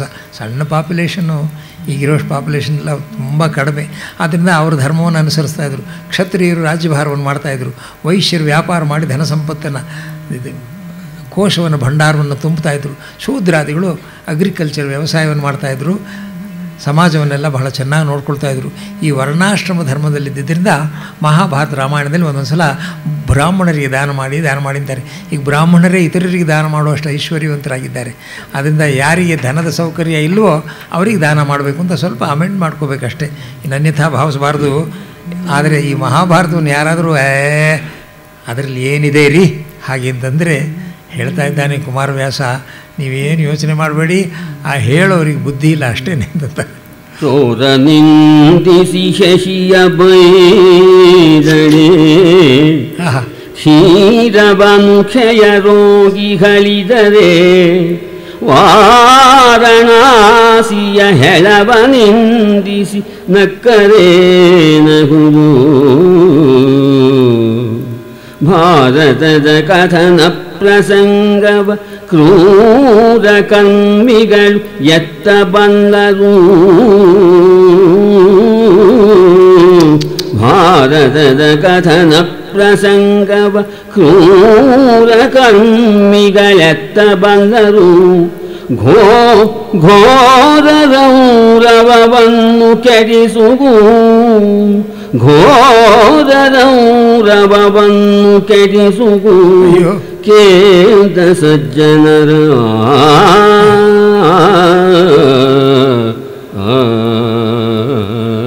ತಾವು ಕೇಳಿದ್ದೀರಿ, ನೀವು ಪಾಪ ಮಾಡಿದ್ದೀರಿ ಅಂತ ಅಲ್ಲ. ತಪ್ಪು ಯಾವುದೋ ಸರಿಯಲ್ಲದ್ದನ್ನು ಮಾಡಿದರೆ ಈ ಥರ ಕಥೆಯನ್ನು ಕೇಳಿದ್ರೆ ಶುದ್ಧವಾಗುತ್ತೆ, ಮನಸ್ಸು ನಿರ್ಮಲವಾಗುತ್ತೆ, ನೀವೆಲ್ಲ ಧನ್ಯರು ಜಂಗಮ ಜನಾರ್ದನರು ಅಂತ ಹೇಳ್ತಾನೆ. ಕೊನೆಯದಾಗಿ ಕೊನೆಯ ಫಲಶ್ರುತಿ ಸಾಕ್ಷಾತ್ ಶ್ರೀಮನ್ನಾರಾಯಣನಿಂದ ಪ್ರಾರಂಭ ಆಗಿ ವೀರ ನಾರಾಯಣನಲ್ಲಿ ಅಂತ್ಯವಾಗುತ್ತೆ ಅಂತ ಅದ್ಭುತವಾಗಿ ರಚಿಸಿದ್ದಾನೆ ಕುಮಾರವ್ಯಾಸ. ಕೊನೆಯದಾಗಿ ತಾವು ಆ ಶಾಲೆಗೆ ಕೊಟ್ಟಿದ್ದೀರಿ, ಈ ಚೀಲ ನಂದು ಹ್ಯಾಂಡ್ ಬ್ಯಾಗ್ ಅಂತ ತಿಳ್ಕೊಂಡು ಬಿಡ್ಬಿಡಿ, ಇದೇ ನೀವು ಕೊಡುವಂಥ ದಾನವನ್ನು ಅದರಲ್ಲಿ ಹಾಕಿ ಅಂತ ಅದು ಇಟ್ಟಿದ್ದೀನಿ. ನಾನು ಬೇರೆ ಸಿಗಲಿಲ್ಲ, ಯಾವುದು ಬುಟ್ಟಿ ಸಿಗಲಿಲ್ಲ. ನಿಮ್ಮ ಸಹಾಯಕ್ಕೆ ನಾನು ತುಂಬ ಕೃತಜ್ಞನಾಗಿದ್ದೇವೆ. ಈ ಪುಸ್ತಕವನ್ನು ನೋಡಿ ಎಲ್ಲಕ್ಕಿಂತ ಮುಖ್ಯ ಪ್ರಸಾದವನ್ನು ತಗೊಳ್ಳೋಕೆ ಮರಿಬೇಡಿ.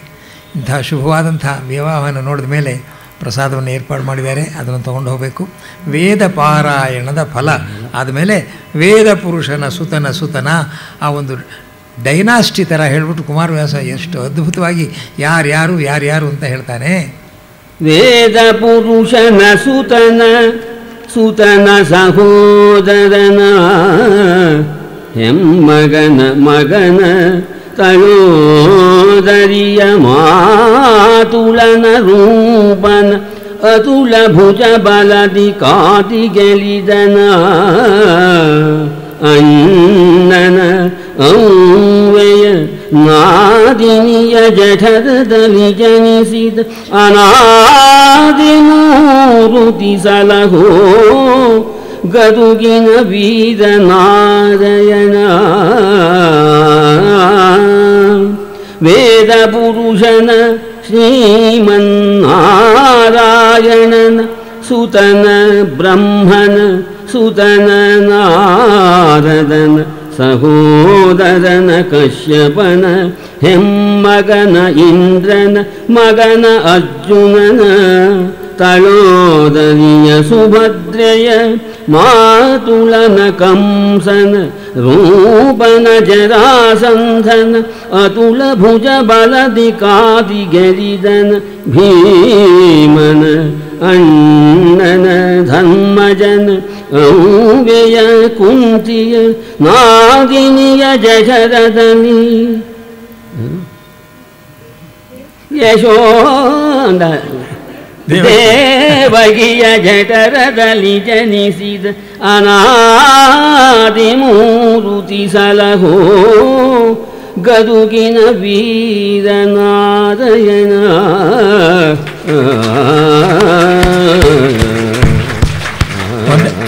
ಒಂದೇ ನಿಮಿಷ, ಫೈನಲಿ ನಾವು ದಿನ ಇಲ್ಲಿಂದ ಕಾರ್ನಲ್ಲಿ ಹೋಗುವಾಗ ಏನು ಹೇಳ್ಕೊತೀವಿ ಗೊತ್ತೋ, ಜನ ಎಷ್ಟು ಚೆನ್ನಾಗಿ ವಾಮಾಗಿದ್ರು, ಎಷ್ಟು ಸ್ಪಂದಿಸ್ತಾರೆ, ಎಷ್ಟು ಚೆನ್ನಾಗಿದೆ ಅಂತ, ಈ ಹಾಲ್ ಎಷ್ಟು ಚೆನ್ನಾಗಿದೆ, ಅಕುಸ್ಟಿಕ್ಸ್ ಎಷ್ಟು ಚೆನ್ನಾಗಿದೆ ಅಂತ. ಇದನ್ನೆಲ್ಲ ವ್ಯವಸ್ಥೆ ಮಾಡಿದಂಥ ನಮ್ಮ ಶ್ರೀಮಾನ್ ರಾಮಸ್ವಾಮಿಯವರಿಗೆ, ಸೌಂಡ್ ಸಿಸ್ಟಮ್ ಮೂರ್ತಿಯವರು, ಇವರಿಗೆ ಸೌಂಡಿನ ಮೇಲೆ ಬಹಳ ಇದೆ. ಯಾಕೆಂದರೆ ಶ್ರುತಿ ತುಂಬ ಬೇಕು ಅವರಿಗೆ, ನನಗೆ ಅಷ್ಟಾಗಿ ಬೇಕಾಗಿಲ್ಲ. ಆದರೆ ಈ ನಿಮ್ಮ ಆಡಿಯನ್ಸ್ಗಿಂತ ಇಲ್ಲಿ ಒಂದು 250 ಜನ ಇರ್ಬೋದು, ಇಲ್ಲಿ ಸುಮಾರು 1500ಕ್ಕೂ ಹೆಚ್ಚು ಜನ ಅನೇಕ ಕಡೆ ಬರ್ತಾರೆ. ಆದರೆ ಇದರಲ್ಲಿ ಅತ್ಯುಕ್ತಿಯೂ ಅಲ್ಲ, ಸುಳ್ಳಂತ ಅಲ್ಲೇ ಅಲ್ಲ, ಅತ್ಯುಕ್ತಿಯು ಸುಳ್ಳನ್ನೇ ಭೂತಗನ್ನಡಿಯಲ್ಲಿ ನೋಡಿದ ಹಾಗೆ ಗಾಂಧೀಜಿ ಹೇಳ್ತಾರೆ. ಸತ್ಯವಾಗಿ ನಾವು ಹೇಳ್ತೀವಿ, ಮೂರ್ತಿ ಒಪ್ಕೋತಾರೆ. ಈ ತರಹದ ಸೌಂಡ್ ಸಿಸ್ಟಮ್ಮು, ಈ ಅರೇಂಜ್ಮೆಂಟು ಈ ಹುಡುಗರು ಮಾಡಿರುವಂಥದ್ದು ನಾವೆಲ್ಲೂ ನೋಡಿಲ್ಲ. ನಾವು ತುಂಬ ಅವರಿಗೆ ಕೃತಜ್ಞತೆಯನ್ನು ಸಮರ್ಪಿಸ್ತೇವೆ. ಸ್ವಸ್ತಿ ಪ್ರಜಾಭ್ಯಃ ಪರಿಪಾಲಯಂತಾಂ ನ್ಯಾಯೇನ ಮಾರ್ಗೇಣ ಮಹೀಂ ಮಹೀಷಾಃ ಗೋಬ್ರಾಹ್ಮಣೇಭ್ಯಃ ಶುಭಮಸ್ತು ನಿತ್ಯಂ ಲೋಕಾಃ ಸಮಸ್ತಾಃ ಸುಖಿನೋ ಭವಂತು.